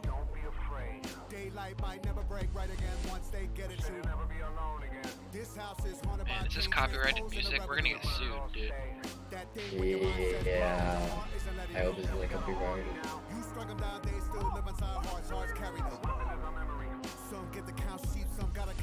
I like these. Sorry, I didn't mean to interrupt you. No, go ahead. Go ahead. No. Your thing is more important. If you go to general and you see ancestor God damn it, I cannot speak. That's sending a gift with America if it's well with the music. Yeah. Well, I'll tell you what, man. America is crazy. Your child could be dying and you couldn't afford their health care, but you can buy a rifle for an 18-year-old. It's crazy. Yeah. But you know, it's just how it is. I'm sure in Quebec, you know, it's better or worse, Quebec depending. is very restricted. You gotta have a permit to buy a certain amount, a certain category of rifles. Do you have free healthcare up in Quebec? We do. It's just not really free because of the taxes. Yeah, yeah. And whatever. We still have something, but at the same time, it's like I would gladly pay more taxes if I meant I didn't have to pay for like, you know, $10,000 for a Band-Aid. yeah.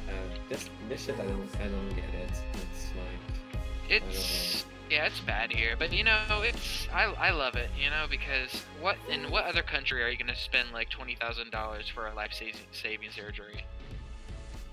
I mean, this is America! Fuck yeah! Oh, I'm sorry, little Billy. Do you need insulin? Sorry, bud. Die, bitch, America!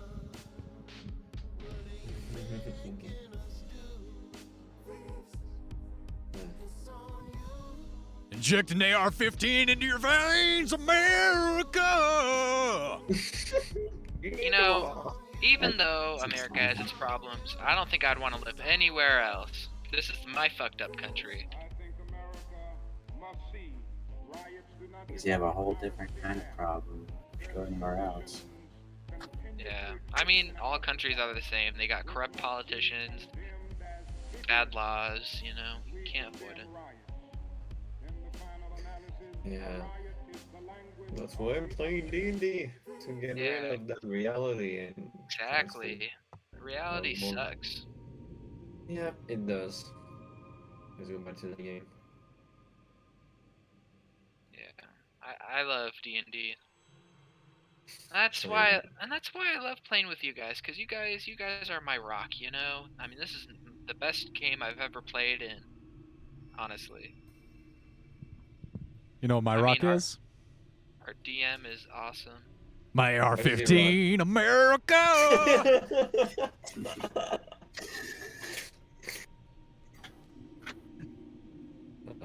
I don't own any guns. I own a sword. I See, you're only good. own, Hey, the sword is more powerful than the gun. I own just airsoft gun. That's all. Sword is Good mightier than the morning, gun. USA, I've got a feeling that it's gonna be a Wonderful day. Man, that guy, I mean, Stan is just the truest American. Wait.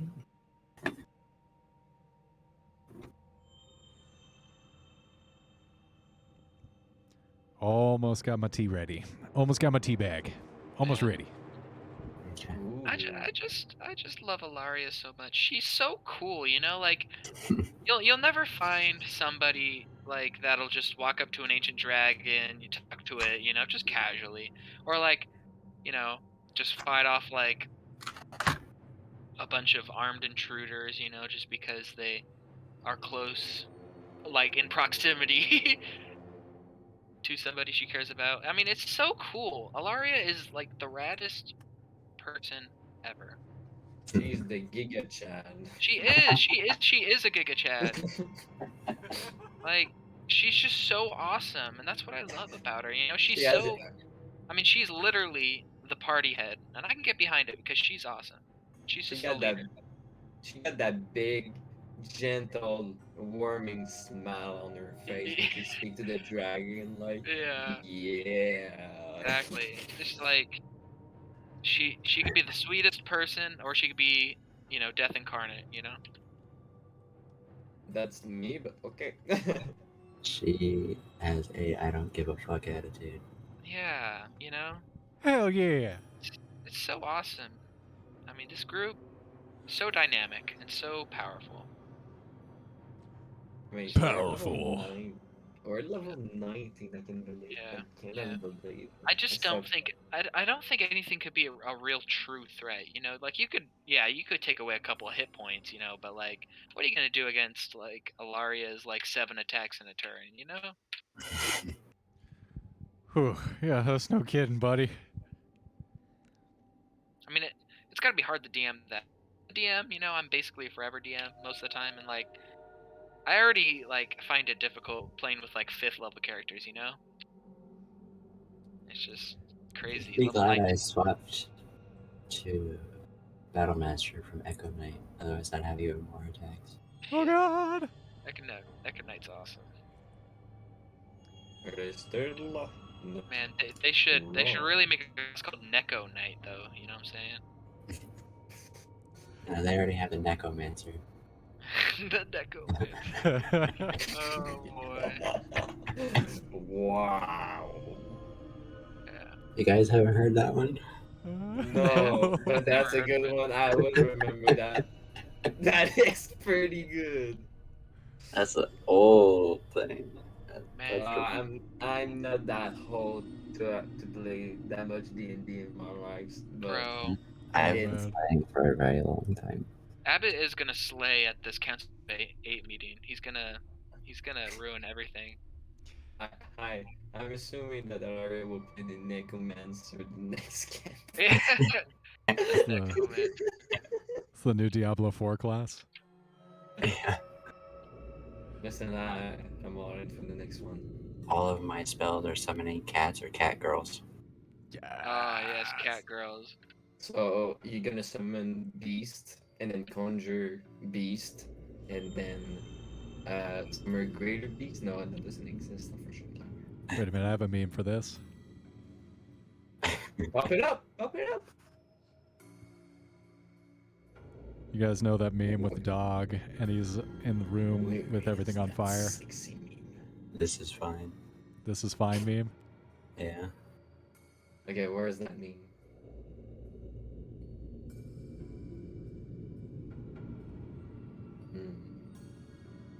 Oh, that's cute. Oh, Bringing it back in. Coralie clears her throat and then pulling herself up to her full height as she steps within the circle of 8, turning, pausing for a moment to look at each one of the matron mothers for about a moment. My name is Coralie, and I have come to ask for permission that the surface be allowed to provide aid. They have assembled armies, and a coalition force has come together to come down to your aid in this moment of darkness and peril. I believe that our best hope in banishing the demons back to the Underdark, back away from the Underdark and into the Abyss, is for us all to come together and fight as one. It is for this reason that I've come here, to ask your permission for passage of these armies from the surface, so they may come and do battle with the demon lords and send them back into the Abyss where they belong. I ask you, I beg you for your permission that we may be allowed to fight alongside you, side by side, and come away triumphant.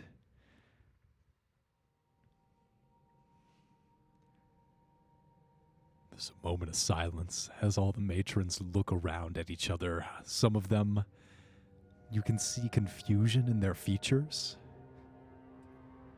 Clearly, they were not expecting to be offered aid. The Demogorgon wreaked extreme havoc, killed thousands of people as it careened through the city, destroying lives, killing. And then one of the matron mothers stands. She looks at Ingra with a smirk. I don't think that you come here in good faith, Coralie of Neverwinter. I believe this is all an elaborate ploy, a plot against the drow of Menzoberranzan to gain entry past our defenses, past our walls, so you may assault us where we are weak and vulnerable. Isn't it all too convenient that you just happen to arrive here? And when are these armies coming? When will they be here? Do we have time to make the decision? Or we just rushed to the conclusion that you like? Are we just playing into your hands? And are you using diplomacy as a sword against us? No. Coralie responds, clearly taken aback. She takes a step backwards. No, that's not it at all. We're coming to you in good faith. We're offering you our aid. You were obviously assaulted by the demons, and we want to help you not only repel them from the surface, but also repel them from your city. A wonderful story, sure. And to be sure, that would be nice if that was the truth of your intentions. But I know that you are lying when you come here and spin your sweet words. I know that you are just simply trying to gain advantage, the upper hand before unleashing an assault to finish us off now that we have already been weakened by the Demogorgon. She turns to the rest of the matron mothers. Look upon yourselves and ask you, can we really afford to be wrong? Can we allow a conquering army here amongst our walls? We know that these lesser races would take any opportunity they can to lay us low. We must follow the wisdom. The knowledge of Loth has brought me tells me that these are not our allies. We cannot expose ourselves to be so easily overrun. We are being invaded. Maybe we should all group huddle before we. I'm going to step forward. Okay. Hello. Sorry, I am Alaria. I come from a surface town. I have been within the Underdark for I'm not entirely sure how long now. I have been journeying through dispatching these demon lords as I came across them with my allies. I understand your wariness of letting these soldiers from the surface come and aid you. But think, what purpose do they have of assaulting you after fighting the demon lords when they too will most undoubtedly lose a large number of their forces? Why would they take you out when you are probably one of the few things actually keeping the entities that exist down here from going to the surface in the first place? I feel there's a mutual understanding that you are necessary. The crowd shifts once again. There is obvious unease that strings through each one of these individuals.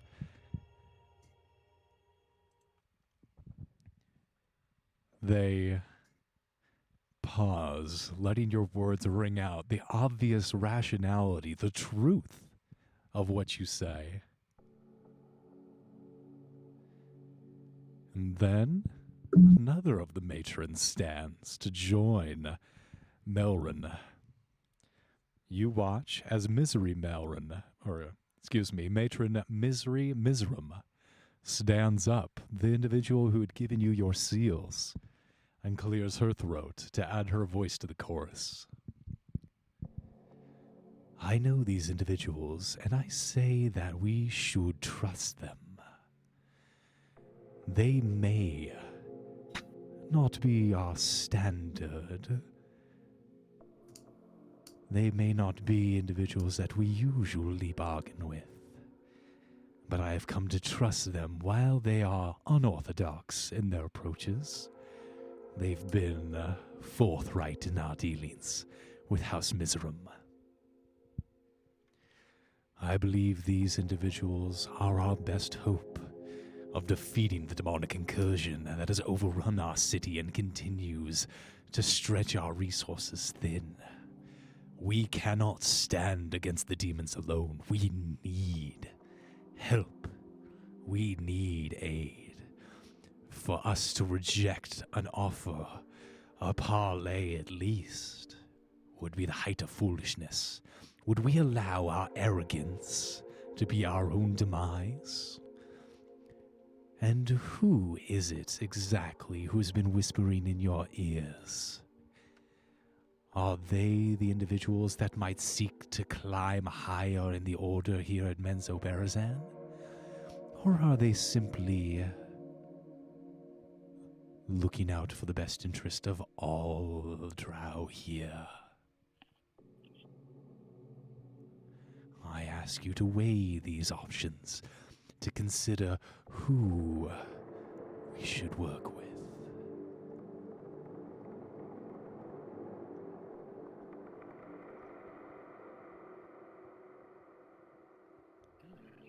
Compelling. Enough. The third matron, the one who initially called order to the meeting, stands. The other two, Matron Miserum and Matron Milan, sit back down. We have heard your concerns. We already know that these are obviously the things that we must consider. Now that we've gone through the formalities, let us vote.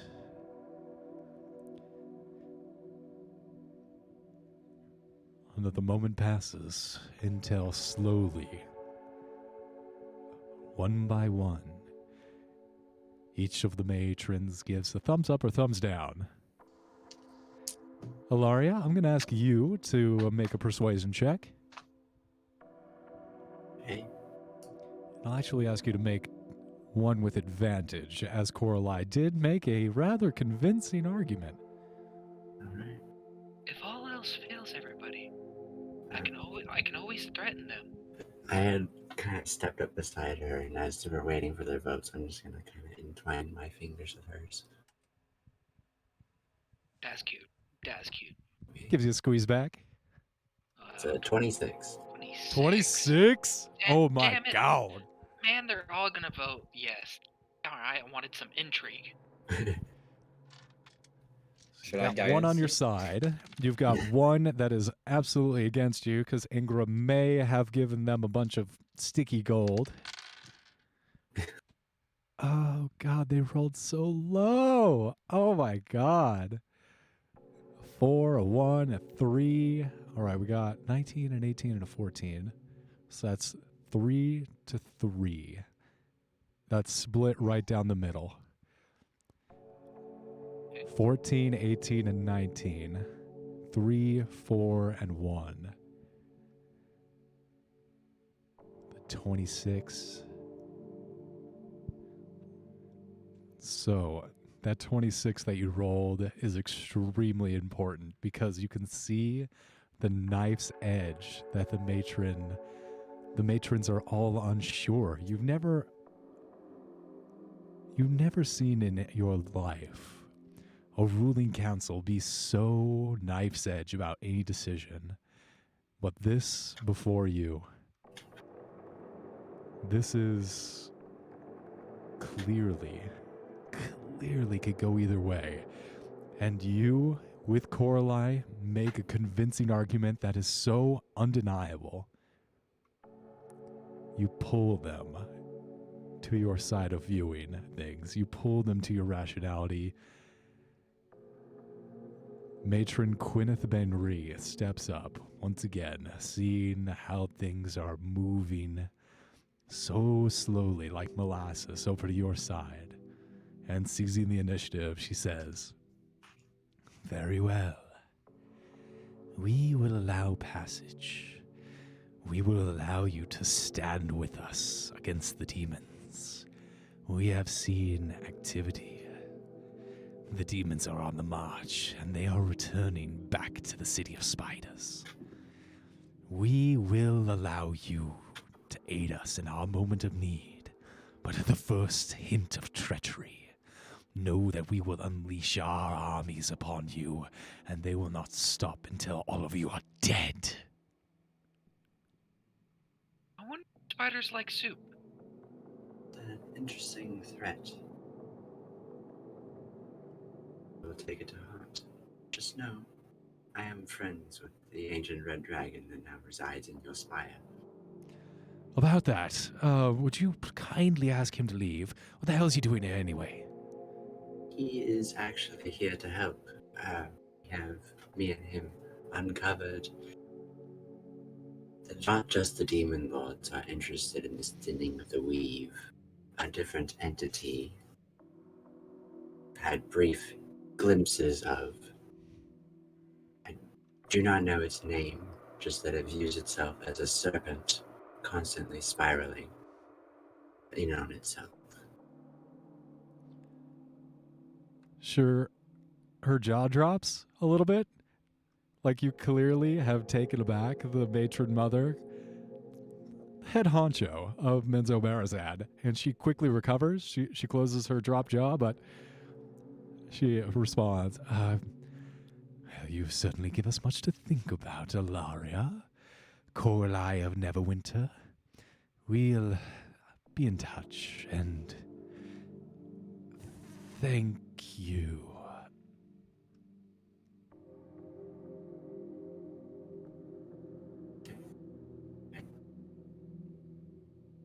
Can we leave now? Leave now. Can we leave now? Get out of here.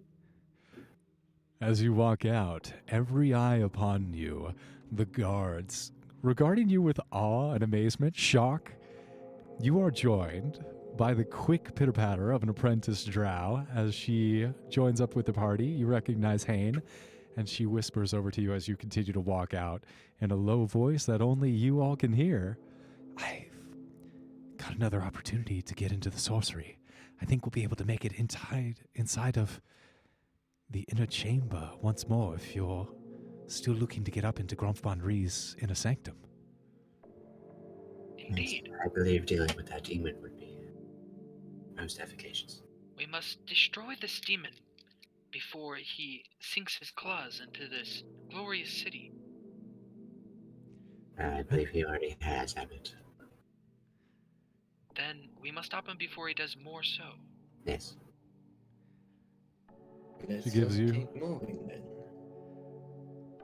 You're the boss, Aetherius. And she gives you a little bit of a twirl and starts leading you back from the ruling chamber over back towards the... what was that place called? I want to say it was... You guys are heading to the sorcery, but it's one of 3 towers within... Whoa. Within the... Meow, meow, meow, meow, meow, meow, meow, meow, meow.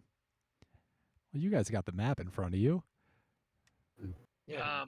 Oh, by the way, as we walk, I'm gonna cover some spell slots with my sorcery points. Nice. What spell Tier slots? Branche. 5, a 7. Okay, 5 and a 7. I'll take Brick. 12 sorcery points. Yeah, I can Wow. actually cross through the thing, No, so yeah. that's fine. Passing by the many folk.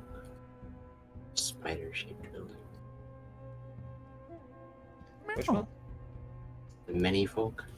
Kind of looks like a spider. Can you... In the tallest room of the tallest tower. Any folks? You guys make your way back over to the Tier Branche of the Academy, arcing over through the Arch Tenelith. Everyone seems to have gotten the memo that you are now revered guests of Menzoberranzan, and they shouldn't jump you unless it's a very particularly dark alley, and climbing up to the very top of the sorcery. Oh, before we go into the building, I want to use what's it called? That's right. Come on. Just 1 second. Sorry about. Okay, here it is. Unearthly recovery. I'm going to recover 55 HP. Ooh. Yeah, it's pretty good. I just wanted to get back up just a little bit. You know what? I'll heal myself too with cure wounds. You know what? You know what? Okay, 15. It's better than nothing. Yeah, Alright. I'm gonna heal myself for 1d10. Let's roll that. 1d10. Oh, that's a 12. That's cool. I must warn everybody, this guy's very tricky. He gave me the old workaround last time I saw him. Who? This demon guy. No, out of character. Who? Oh, well, you see, I thought he was the wizard, that got all these demons here in the first place, but it turns out he was actually overtaken by this demon lord, and he's been posing as him, reaching his claws into the city for like some time. So yeah. I don't remember the demon's name. Yeah, me neither. Yeah, me neither, so we're kind of blank on that. He's pretty quirky like that, The demon lords do tend to get a little quirky at night. I don't have an action search or haste, so it would be kind of just 4 attacks around.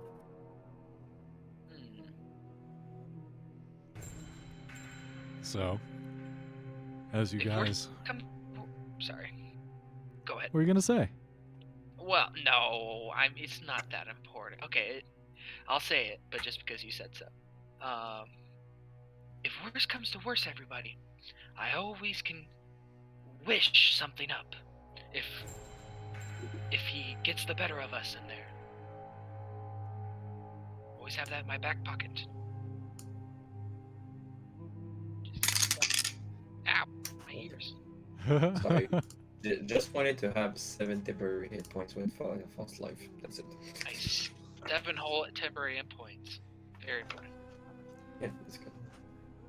You all take a there is, moment. So I'll go in. As you march up to the top of the sorcery and find yourself once again in front of a familiar door, Abbott, you recover your hit points. Your unnatural healing abilities take hold. You all recover the best you can before taking a deep breath. You remind everyone, hey, I got Wish. We got Wish. We're good, right? Before opening the door, Hane gasps as you look within and you step into the tower. This chamber, the world before you elongates as a grid expands out before you, Abbott. Triangular repeating lines rise up to a ridgeline of peaks arching to cyclopean heights, rivaling the tallest mountains in the Forgotten Realms, disappearing into blurred, warped lines of geometric perspective. All around you, the negative landscape of neon colors glow like a blacklight nightclub against a void background that stretches into infinity. You find yourselves on the grid. Huh. The what now? The grid.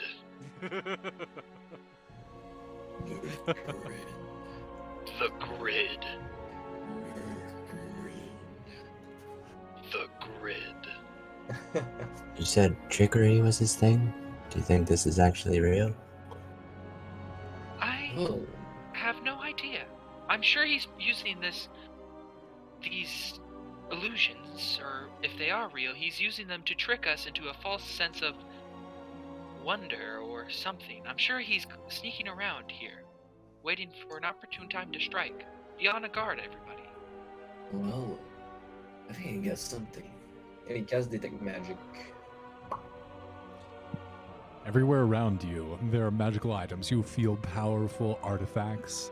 This entire environment seems to be some kind of illusion.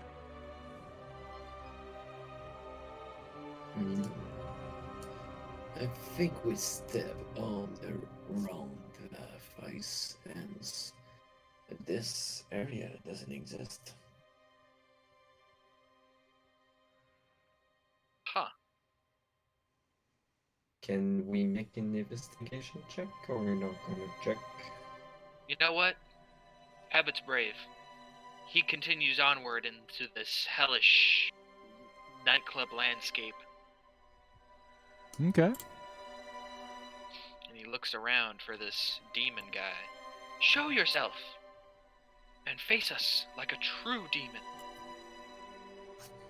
All right. Yeah, absolutely. You look around and you see there are like some laser light shows coming up from the distance. And as you make your way towards this obvious, it's a pretty noticeable place. It's a trap, it's a trap, it's a trap. You hear what is that? Oh my God, is that? It sounds like music. I think it's a throbbing bass line coming from that direction. Maybe it's over there. And as you make your way and continue towards this sounds of music, yes, you're sure of it. Oh my God, there's a stage. There's tons of dancing, gyrating people.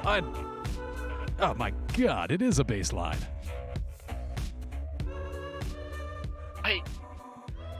What? Inside. Why are there so In many space? dancing people? You all must escape this place. Do you hear me? Don't seem to be paying any attention. They're sweaty, they're dancing, they're just caught up in the Ugh. beat. God damn. Okay. Who's at the DJ table? Disperse. Oh my word, it seems to be it is. Yes, you're sure of it? It's Gromp Van Ree. You recognize that form anywhere.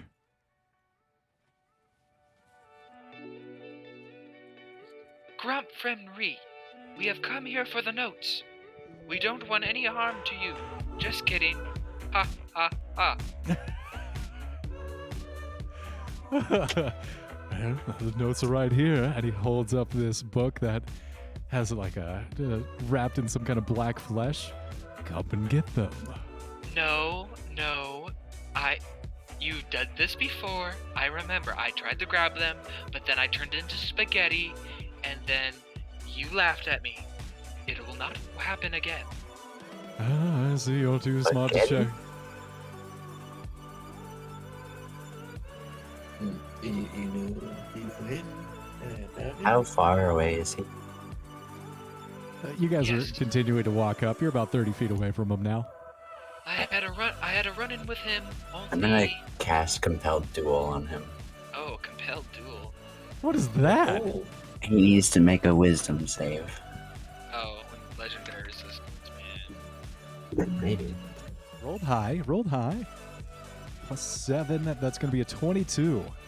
And he passes. Damn. 21. He'll pass. He's bopping his head to the music too hard. He's got his monitor headphones on. It's just it's too much to get through. He will not be divinely compelled to fight me. I will not take those notes, for they are a lie.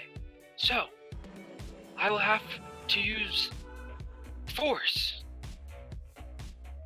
to take them from you. What kind of force? You wouldn't be talking about disintegrate, right? No, I don't know what you're talking about. Good, because would force never- magic is completely off limits here in this rave. It's against the rules. You can't just say something's against the rules. I made up the rules Um. specifically so you wouldn't cast disintegrate on me. So that'd be bad form. Tut tut. Fine. where is the book? You wouldn't mind a guiding bolt, and I can hooah. guiding bolt. All Yeah. right, guiding bolt. Then I'm gonna ask for initiative, please. Yeah, he's holding the book. There he is. 21. Oh, okay. I There's thought a- he was on the table. I was about to There's a get mage and 21 steal it from him. Ah. Oh, God damn it. You And got he's me, holding you it. got me. You got it. You got me. Actually, I got it after that. Let's go. Let's go. Alright, I'm gonna roll a d6 because I don't think I'm. Oh, I didn't see it. That's Does a 21 hit. 21 hits. Nice. All right. Now I it's rolled in that 20 on my initiative, So that will be 25. 35 radiant damage. Damn. 35, I've got the damage. Okay. I'm just gonna put it And now there. he's sparkly. That's Sparkly 25, demon. so-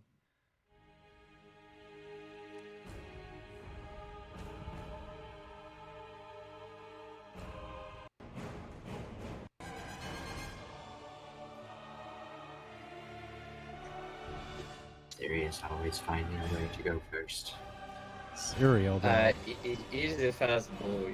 Not gonna lie. Remember, Aetherius, the next attack you make on this guy has advantage.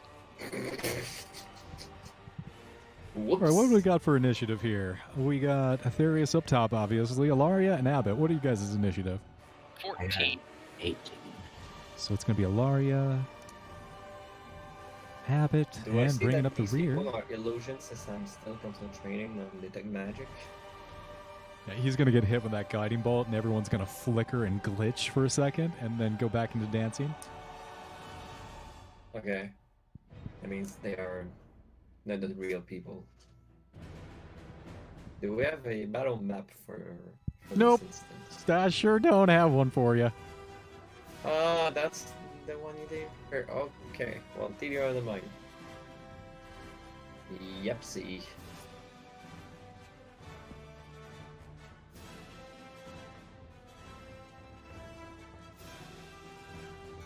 What are you doing, Aetherius? Certainly. You wouldn't stab a man in the back, would you? No, I certainly not.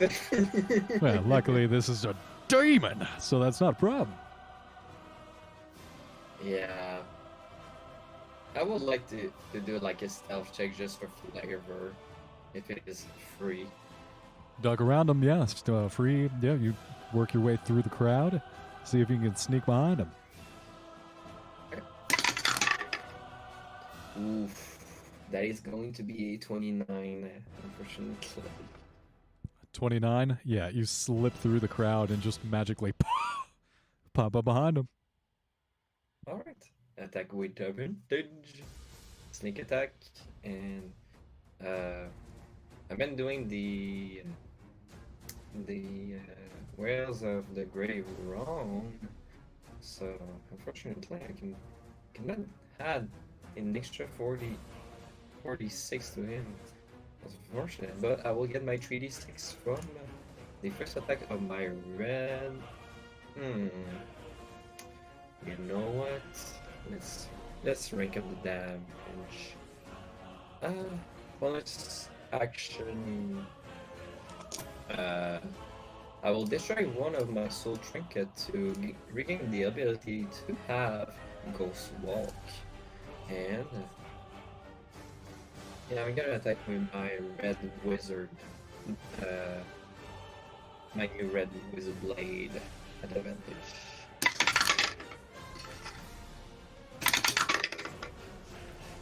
Okay, I'm going to use precision attack because I don't think a 19 will hit. 19 hits. 19 hits? Okay. Is he wearing a weapon? Nope. He's got a No big weapon. he's got a big old tentacle beard, and he got some big old fists. He's a meat boy. He's got some big old traps, but he doesn't have a weapon. Okay. Well, that's definitely going to be... Yeah. Alright, 1d4. So 1d4 plus 5 plus 3d6 plus bony blade, which is 3d8. Alright. Plus 7d6. 76. Fallout Yeah. 76. Yeah. Yeah, let's see the damage. Ugh. Alright. Taking psychic damage. I'm taking thunder damage each time you're rolling dice. Yeah. It's not going to be a lot of damage, unfortunately.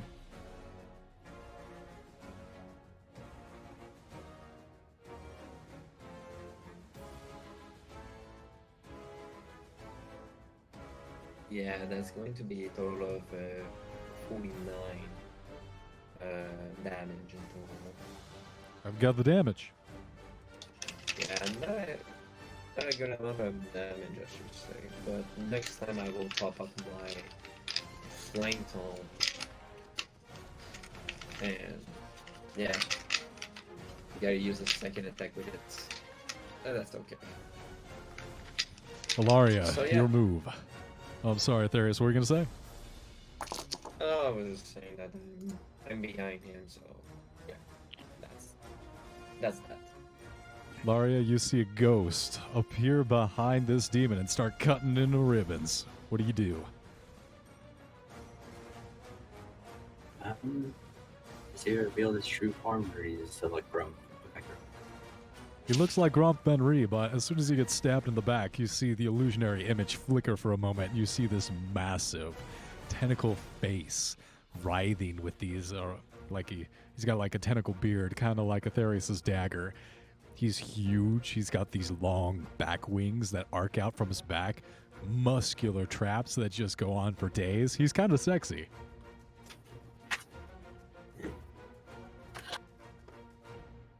If you're in him, then I guess. Oh yeah, he's stacked for a dude. Unfortunately for him, Laria isn't it?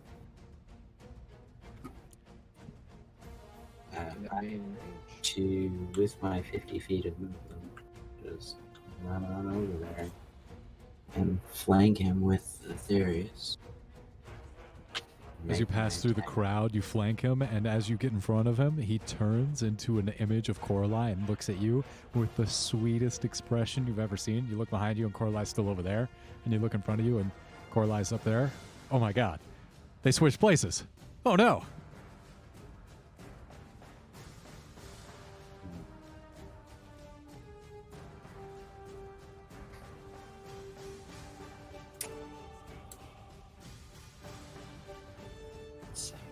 I'm gonna, if it is an illusion, I guess I'm just gonna bend gently with the flat of my sword, just kind of touch where I saw him before, and if I feel something, I'm just gonna then pull back and do a quick slash. Ilaria? You see that is an illusion that is in front of you. Laura, you wouldn't hurt me, would you? And you reach out and you give him a poke. Oh yeah. Oh boy. You said he was huge size, yeah? The But- illusion that you see in front of you is Coralie shaped, but yeah, there's obviously let's see, a large fiendish demon in front of you. I will know Yeah. if So I was it poking is in- kind of above where I saw the huge thing, so I wouldn't even touch where Coralie was. It's like, so if I hit something, like, okay, yeah, you're Yeah. fake. Yep. You hit the fake trap up there. Yep. Nice try. But there is what I've seen it and says to you, like, it is an illusion. Don't believe it. 22, 25, and 37 to hit. 37? Oh my god, yes. All of those hit. Oh, were they all 20s, right? Yeah. Yeah, they all hit. So I'm going to. I didn't attack with an advantage because I'm flanking. I'm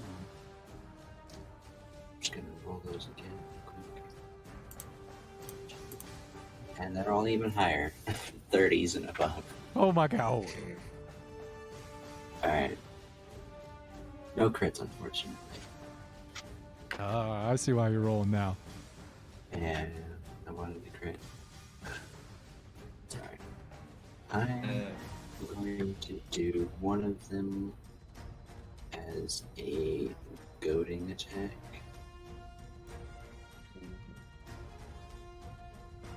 And then the others will be normal.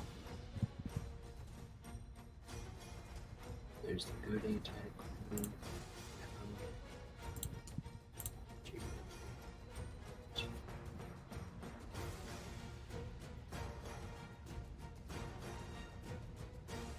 Oh my god, my arm's so itchy. God, these damn bugs ate my good. 72. 72 damage? 72 damage. I've got it. Alright, 5, and then 1. bonus action. Bonus.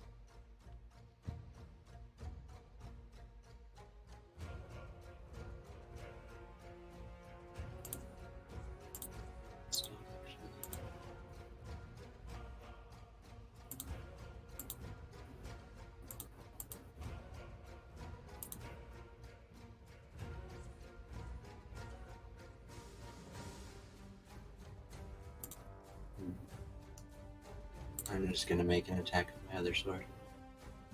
Got it. 35 did it. Oh yeah. That will be. Just gonna ignore that 7. That is 30 damage to him. Oof. I've got the damage. Just casually put down 102 damage. Huh. No hasted 110. Oh my god. 120 not haste. Oh. Ooh. Yeesh. Spicy. Alright. End of your turn? End of my turn. He is going to go ahead and. Oh. Dare you attack your significant other? And he's going to give you a little slap with the tail. 3? Oh no. Does a. I'm barely going to bother to even bother asking. Damn it. 19 hit? No. Damn it. I'm going to use my last superiority die to riposte. Oh Make no. an attack right here. Oh no. Attack with advantage. With flanking. 25. Oh yeah. Superiority die. So that'll be 22 damage. Ouch. Regret trying to hit you with my tail? This was a mistake. That is going to bring us to Abbott's turn. Oh yeah. All right. Abbott the rabbit. All right. Abbott will cast his most powerful spell ever conjured up by Mhm. man, saying the 3 magic words. Okay, 2 magic words. Uh-huh. Guiding bolt. Getting boat. Maggeard. Guiding bolt. Maggeard. Don't want to disintegrate. Ooh. I'm gonna use lucky to reroll that. Better, 31. 31 hits. Alright. Alright. All these 30 plus rolls. Roll that damage. We are going to empower Yeah, them. man. Okay. We are going to. Let's see here. Yes, empower spell. Roll 4 dice. Okay. So I'm gonna re-roll a couple of these damage die because they are bad. I'll roll 3 1s and a 2. Let's see what I get. Okay, that's better, I guess. So it looks like we got 8, 9, and then we have 10, 11. So it looks like we're looking at an increase of, let's see, fear 40. 12. That would be about, oh boy, math. 40, like 45 damage, I think, because 49. 49. oh, you're right. Yeah, 49 damage. No, because Yes, you had the 5, 2, No, and you're right. 5. Yeah. So 10. So No. 12 plus. Oh, minus. Oh yeah, though, but I have to keep the 2 and a 1. Yeah. Though. So it'd be 40. I think it should be 46. Yeah. Yes, 46 damage, guiding bolt to the face. I've got the damage. All right, that was good. But fortunately, I'm gonna have to use lucky and do that. Okay, yeah. So that was my spell, and now I'm gonna use a bonus action Bonus. to unfurl my wings, of course, and fly 30 feet in the air. And that'll be my turn. Okay, you're 40 feet up in the air. That's it. That's the spell. Okie dokie. He's gonna go ahead and use his legendary action to reach inside your mind and pull out the image of Sir Hiss that snakes all around you. This enormous, gargantuan serpent begins to constrict you and squeeze the breath out of you. You would be so kind to make me a wisdom saving throw. Gonna use lucky to reroll that. 'Cause that's not good. Okay, that's better. 17. 17.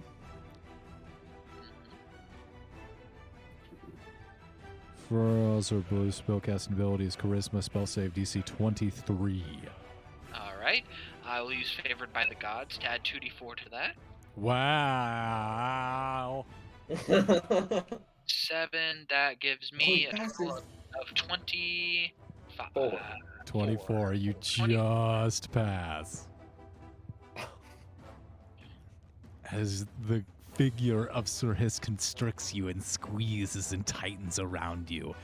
Whew. Your god, using their influence, banishes the force. You breathe easy once again. Now, Frozer Blue, he sees you dispel his phantasmal killer, and he's not happy about that. So he's gonna spread his wings and leap up into the air 40 feet. Haha, Laria. Opportunity attack. I already Yep. used my reaction. Oh well, I can get used to mine because it will be the next turn. So next turn will be a new round. So I'm gonna. Oh, also, he moves 48 in his face. Booming Blade 2? Yep. No, that is the booming blade if he Oh, yeah. flies.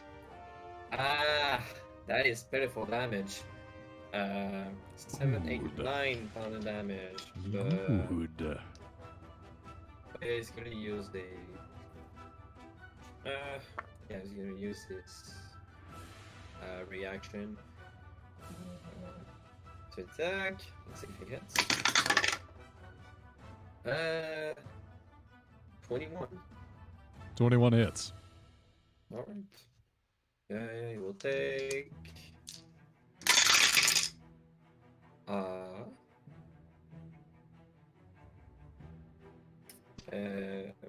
4 piercing damage and 10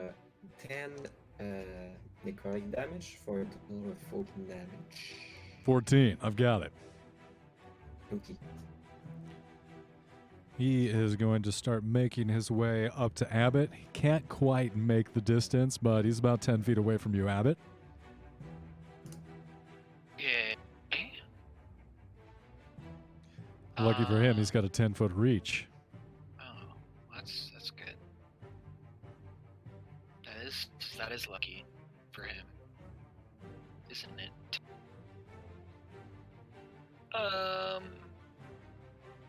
Yeah. Okay. What does he do again? He's going to reach out and give you a smooch, and then the tentacles on his face are going to clamp onto the back of your head like a face hugger, and then he's going to bite you. Well, I don't know if I want that. I don't consent. Ah, well, I mean, if you don't consent, he's going to go ahead and hang his head and start drooping Yes. on back to the... Oh, no, he's not. Oh, I forgot demons don't really care about that. He's not because he rolled in that one. It's a 16 to hit on the bite. Ah, no. Does not hit. I said 16. I meant a 26. It was a 10 plus 16. Well, you kind of already said 16. No take Uh, backsies. Yeah, so that does hit, unfortunately.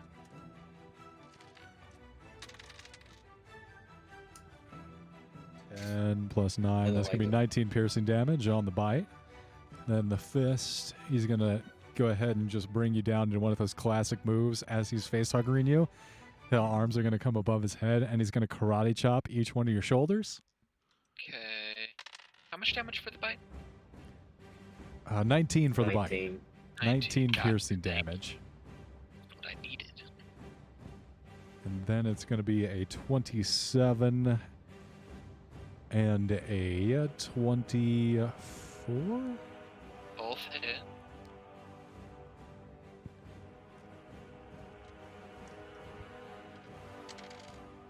Six, 1. So that's going to be a 16 on one. And a 25 on the other. 16 plus 25. Got it. Looks like we got 30, 41. Good. And that's going to be the end of Frazer Blue's turn as both of you are struggling, flying in the air. Atherius and Alaria, you see them floating 40 feet overhead.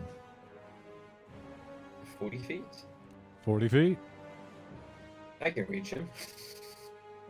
I was 10 feet in the air, so that's 30. Yeah, I don't have a choice right there. Also, he got hit by a guiding bolt, right? He did, so you have advantage on the was- attack. Okay, well, bonus action, dash, and Felon's agility, which boosts my speed plus, so I can fly him at 40 feet. Yeah, I'm gonna attack him again with advantage. Fortunately, I cannot. Oh. Well, this is going to be my dagger again because he just flies and I already used my bonus action. So booming blade will be definitely rolling it D8 for precision attack. Oof. Oh, that's the advantage. That's better. Not roll my D8.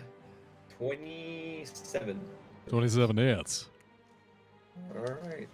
It's all these dice with booming blade. That's 5, 7, and that's 3d8 over there.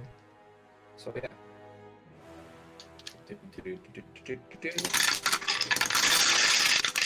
Whew. Alright, that seems more. Oh. You're not ready for that one. Y'all ready for this? Bum, bum, bum, bum, bum. Okay.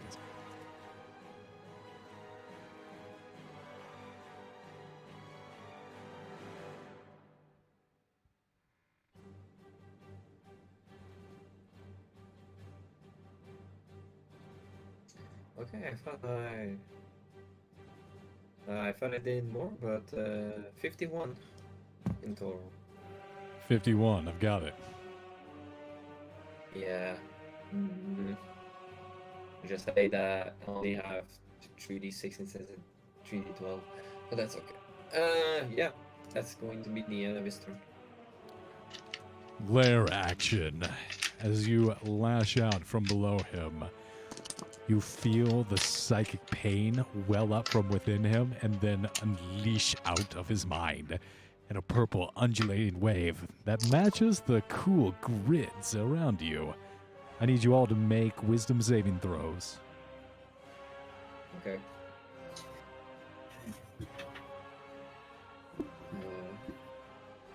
Is okay. Wisdom saving. Oh no. Oof, that is the 8. Failure. 7. Fail.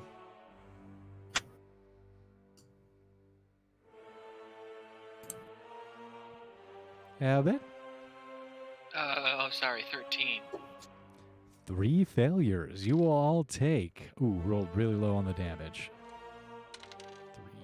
3. 9. Oh man, I rolled really low. Not bad there. You're all going to take 23 damage. Psychic damage as this wave of anguish thrusts out from Faraz or Blue. He not too happy with that. That's going to bring us to Ilaria's turn.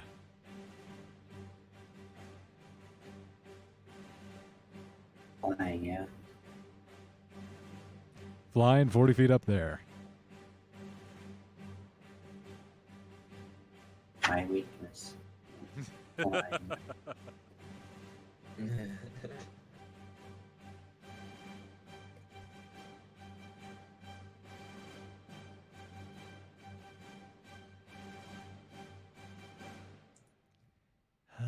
Dear, my only weakness. The Dungeon Master, my only weakness. That is pretty accurate. My only weakness is this guy who kills me with all his stuff.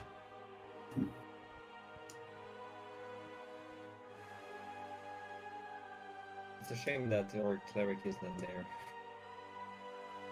Exactly. It's like, if only we had a cleric.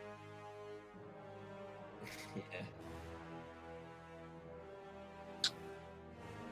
Well, I... You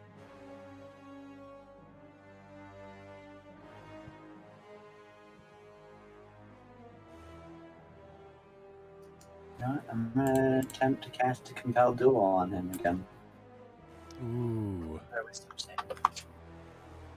Wisdom save. He rolled a 19 last time. Didn't roll bad. +7. Dirty 20. That passes. Shrugs it off one more time.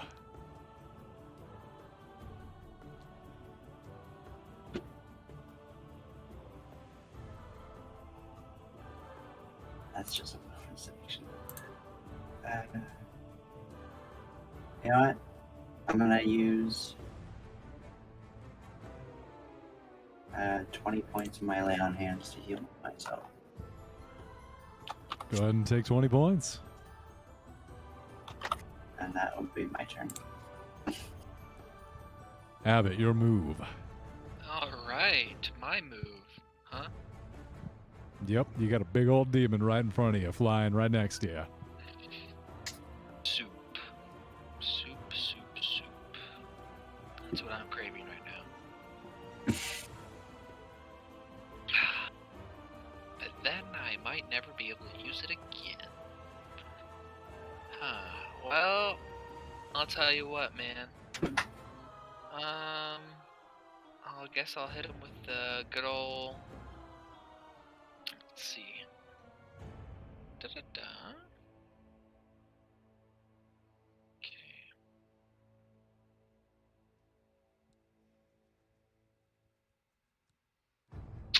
Sorry for just reading some stuff.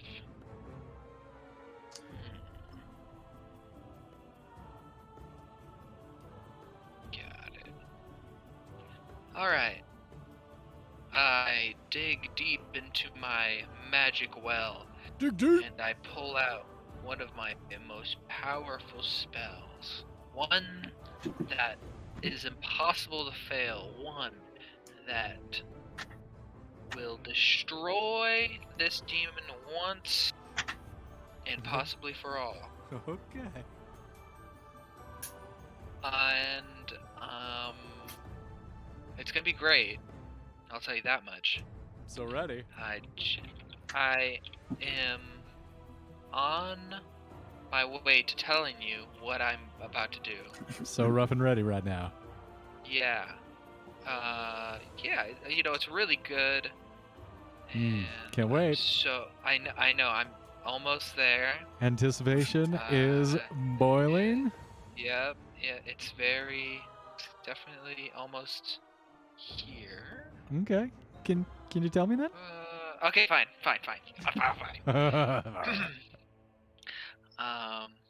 I use wish to create the spell.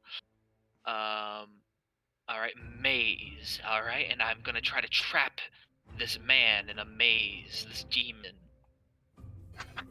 Okay. Yeah. It's a maze of the mind. Yeah. So, yeah, he has to, let's see here. I think he has to make a, you know, saving throw. Let me check which one. Intelligence. Yeah. It's intelligent. It is intelligence. So, yeah, do that. Not a great roll. I rolled a 10. He has a +8 to intelligence. It's an 18. The DC is 20. He doesn't make it. What a shame. Rising up between you and him are an innumerable amount of walls. They encase him in these void-like panels. The grid below you just falls away, and you all are thrown into freefall as these panels break away from the ground and start to encase Frozer Blue. You see for a moment as he realizes what's happening, reach out and try and grasp you as the box is completed, as he is encased in the cube. All right. My friends, we only have a limited time before the spell wears off. I suggest we get the notes. That much. Do we have to? You said that. You said earlier that we're not supposed to touch it, isn't it? Without him here, I doubt his magic can affect us right now. I'm not taking any chance. He casts Mage Hand and tells his Mage Hand to take the book. Mm-hmm. So the illusion all around you is disintegrating. As your mage hand drifts over to the DJ table with all its different knobs and mixers, and there's a little laptop, you pick up the book and it floats back over to you, and you all find yourselves sitting in a very well-appointed, seems like a wizard's sanctum. This chamber is floored in black marble. It's lined with shelves laden with books and scrolls and dominated by a broad desks of polished bone. A plush chair covered with lizard hides sits behind the desk, while a smaller and simpler Zirkwood chair sits facing it on the other side. A 7-foot-tall obsidian statue with four-armed warrior, sword-wielding drow stands behind the desk against one wall. Burning red candles are set about the room in holders made from skeletal hands.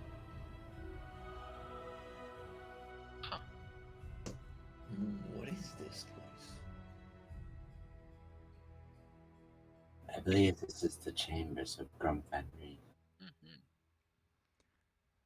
As you all look around and try and get your bearings, would you all please tell me if anyone has a passive perception of a 20? Oof. No, that is investigation, unfortunately. Passive perception's only 19. What about you, Alaria? 11. 11. Oh god. Dang, almost could see it. Yeah. Well, yeah, you look around, you don't see anything. If you'd like to actively look around you, see if, hey, where'd that demon go? You may do so, or also check if there's anything Fine. worth seeing. Banished until he escapes the labyrinth in demi-plane. Okay. Da-da-da. Well, I'm gonna take a look yeah, and see if we can find an exit. Yeah, I guess. 10 minutes. Yeah, I say we try to get out of here while we still can, because Yeah. it is very hard to keep this man in a maze. So, Why are we leaving? Aren't we supposed to kill all of the demons? but Alaria, but Alaria, it's very. This man is very difficult to kill. You know? Abbott. During just I don't want to sound rude to you, but we kind of did it good a few times. That is true. The main reason why I banished him into this maze is because I'm very close to passing out, as one would say. I've lost a lot of my circuitry in this fight, and well, I can tell you this much: I think one slight gust of wind could knock me down right now. So you are saying that we should return? No, I am saying I just simply need to heal myself until I can fight once more. let me help. I'm gonna use the remaining 20 points of my lay on hands on you. Oh, great, thanks. Oh, That is so nice, Alaria. That's why you're my best Yeah. friend. My imaginary best friend, because you're not Wait. actually real. He's gonna hold you 2 coins. And also, any poison or diseases you are afflicted by are gone. Perfect. I mean, if I had any poison or diseases, I would definitely be cured of that. He's gonna hold you to a coin. Do you want to use it? What does a coin do? It is a soul coin. It gives you temporary hit points. Do you want to use it? Yeah, I guess so. That sounds good. All right. Oh, that's great. You have 9 temporary hit points. Fantastic. I'll tell your long rest. Right, and then I will obviously cast a couple cure wounds on myself. Okay, we got 16, 30, 32. What's after 32? When the demon returns, if we can keep him on the ground, it shouldn't be a problem to take him out. I will try to aim for his. Does he have wings or something? yes. Okay. Is aiming for something will occurs into So Wookie, every one of his turns, he can be making an intelligence check to try and escape. Oh yeah, okay. that's actually quite true. You can try to escape with a DC 20 intelligence check. Each of you, as you finish healing, you feel a presence stepping from the shadows. Well done, everyone. I'm most impressed that you were able to banish the demon and retrieve Grump's notes. This is a most auspicious occasion. You see, stepping forward in long, flowing purple robes, Vizren, the Archmage of the Tower of Raj. He holds out a hand expectantly towards you, Aetherius.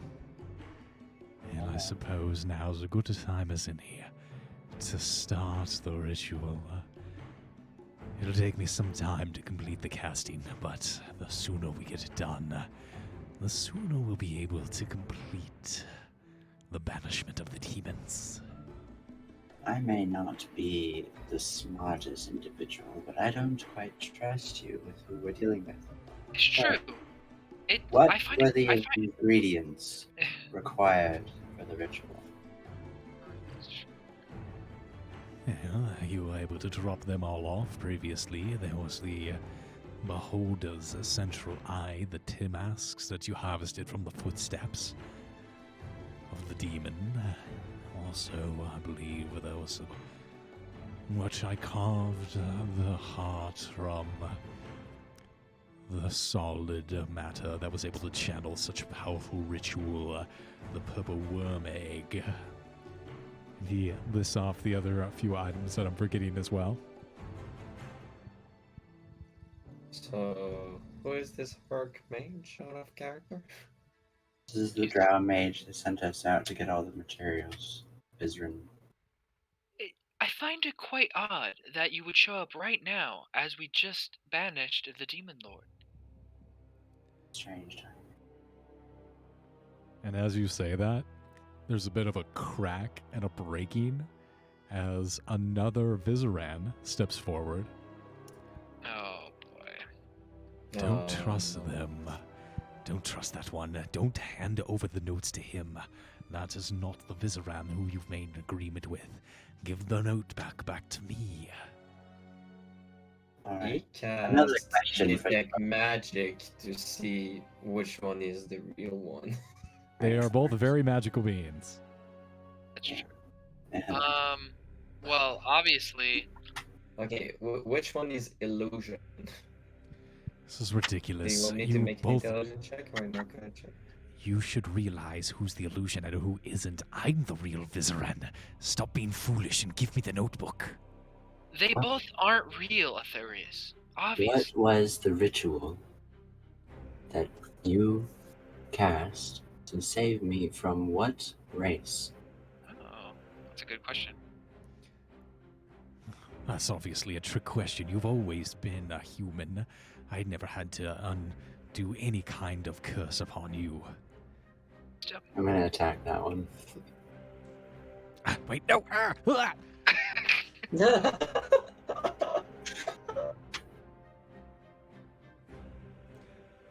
Go ahead and roll up an attack. Just one or full? Full Round attacks. Full Okay. round of action. 20, 24, and 33. All hit. I don't have anything else fancy, so just normal damage. 22, 22, 48. That's enough. How do you kill him? He only had 27 hit points left. Okay. Just like as soon as he's like, no, you were always human. I didn't have to do anything. He's like, yeah, no. Just Dawnbringer right through the heart. Die, demon. Oh dear. And you see the massive gargoyle form shift and disintegrate like dust in the wind, arcing and back in a spiral down back into the abyss. Well, I'm glad you didn't put that sword through my chest. Do you know the correct answer? Yes. Of course, I was able to move and remove the curse the witch had put upon you, and return you to the form of a human from, I believe, a winged kobold, a red one, if I'm not mistaken. That is correct. Aetherius just looked at Hilarious says, well, with unsure of is if he owes him the book or not. He says, You may give him the book. However, I have some concerns about the ritual in light of some new information I have gathered since we last spoke. Yes, I'm sure that we'll be able to get those concerns in time, but time is of the essence, Alaria. I'm sure I don't have to explain to you that there are many several confounding factors that are all coming together to make this rather difficult of a ritual to complete. Yes, but the problem is the ritual is being tampered with. There's another being that wants to use the ritual to come here along or in place of the demon lords that are remaining. What do you mean?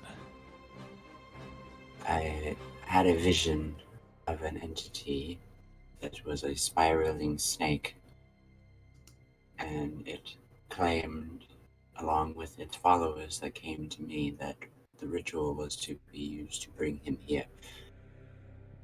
Shit. We're running out of time.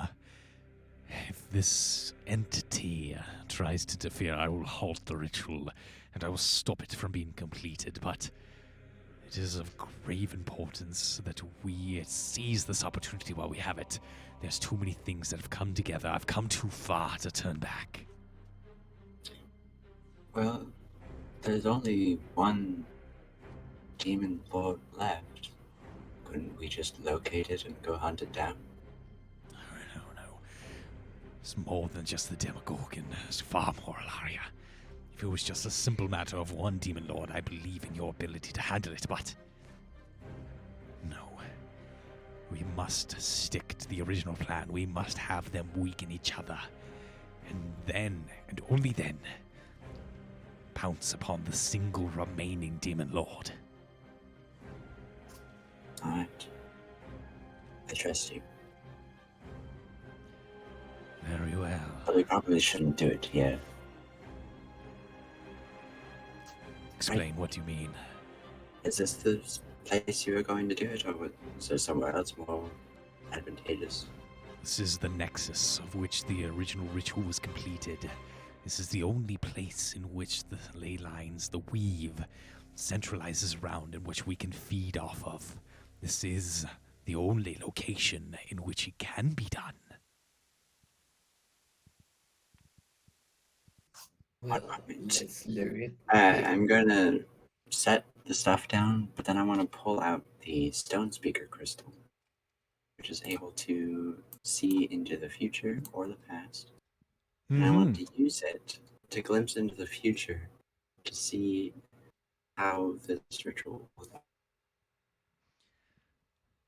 Taking out the stone speaker crystal, you hold it out, and the radiance, the energy spills through you from the crystal. Its focus emanating outwards. You feel the different possibilities rippling through your mind, and they all come to an end.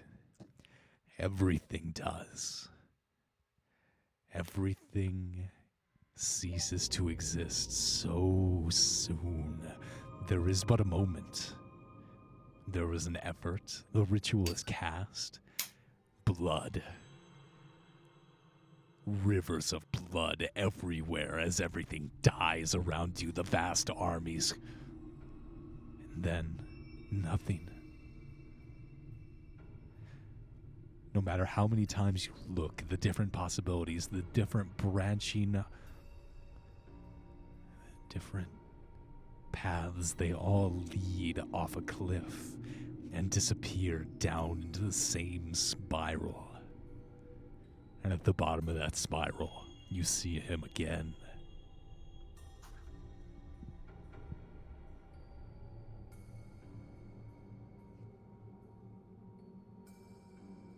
Situation is hopeless. I'm just gonna end the connection. End call. Like, start seeing him. He's like, nope, done. Alright. Hilaria, please.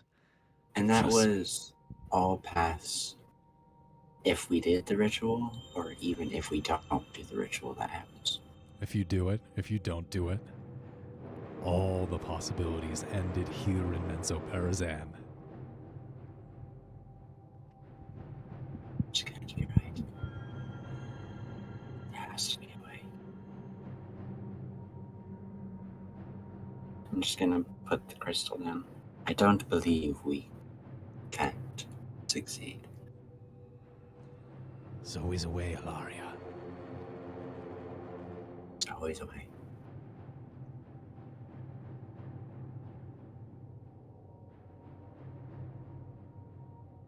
Well, it seems it will arrive regardless of what we do it or not.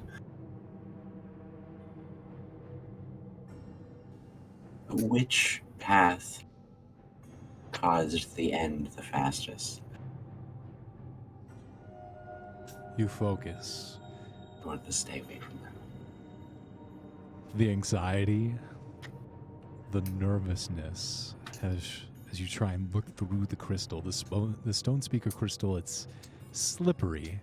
You try and focus your intention through it, but divination magic is notoriously tricky. And as you squint, you try and clench and force your way through. You feel your hand taken as Coralie gives you a squeeze, and you're able to center yourself and calmly focus.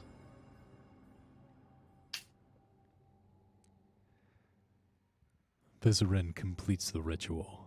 Oh, cool. He's able to successfully summon the demons here and bring them into the city of Menzoberranzan, where they fight. The armies, they're here. This is... And then there's something fuzzy. It's not well defined, it's blurred. But you hint at it. You can almost grasp it, but it slips right out of your hands, like grasping at air. You're almost trying to pull smoke, but it's there, you're sure of it. It's the way forward.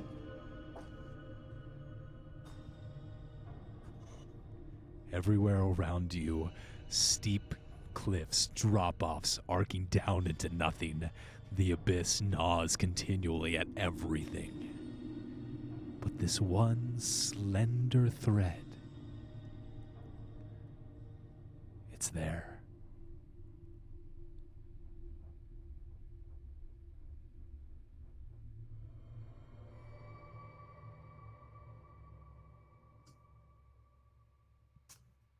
Right. There's a chance. One. And however many possibilities I saw. Slim. I think we can do it. He puts the hand on your shoulder and says, We are trusting you, Alaria. Guide us to victory.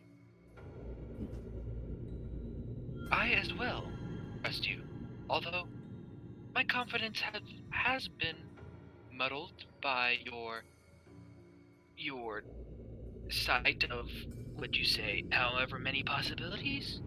However, I still believe that you have the capability of leading us to victory. With the blessing of Eros, victory shall be ours. Yeah!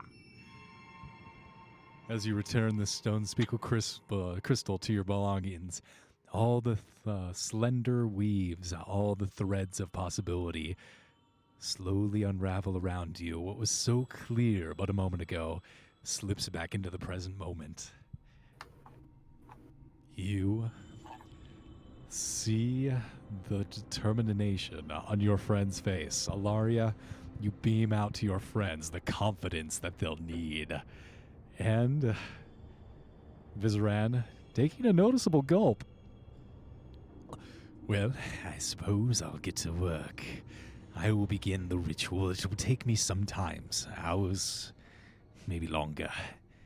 But it will be done. I have done my part, and I will continue to make sure that we serve our place, our purpose. Good luck, my friends. And he begins, using the mystic energies of the weave around you, using the reagents, all the resources that the sorcery has to offer, and he begins to start this ritual. The complex arcane glyphs begin to be etched into the ground.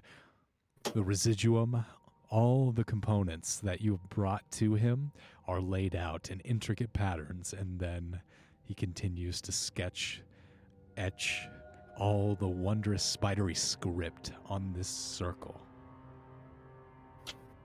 Well, I guess this is as good as time as any to take our long rest. You guys start settling down into your rest, but not more than a couple hours goes by when Damn. you see the usual Go slower. light.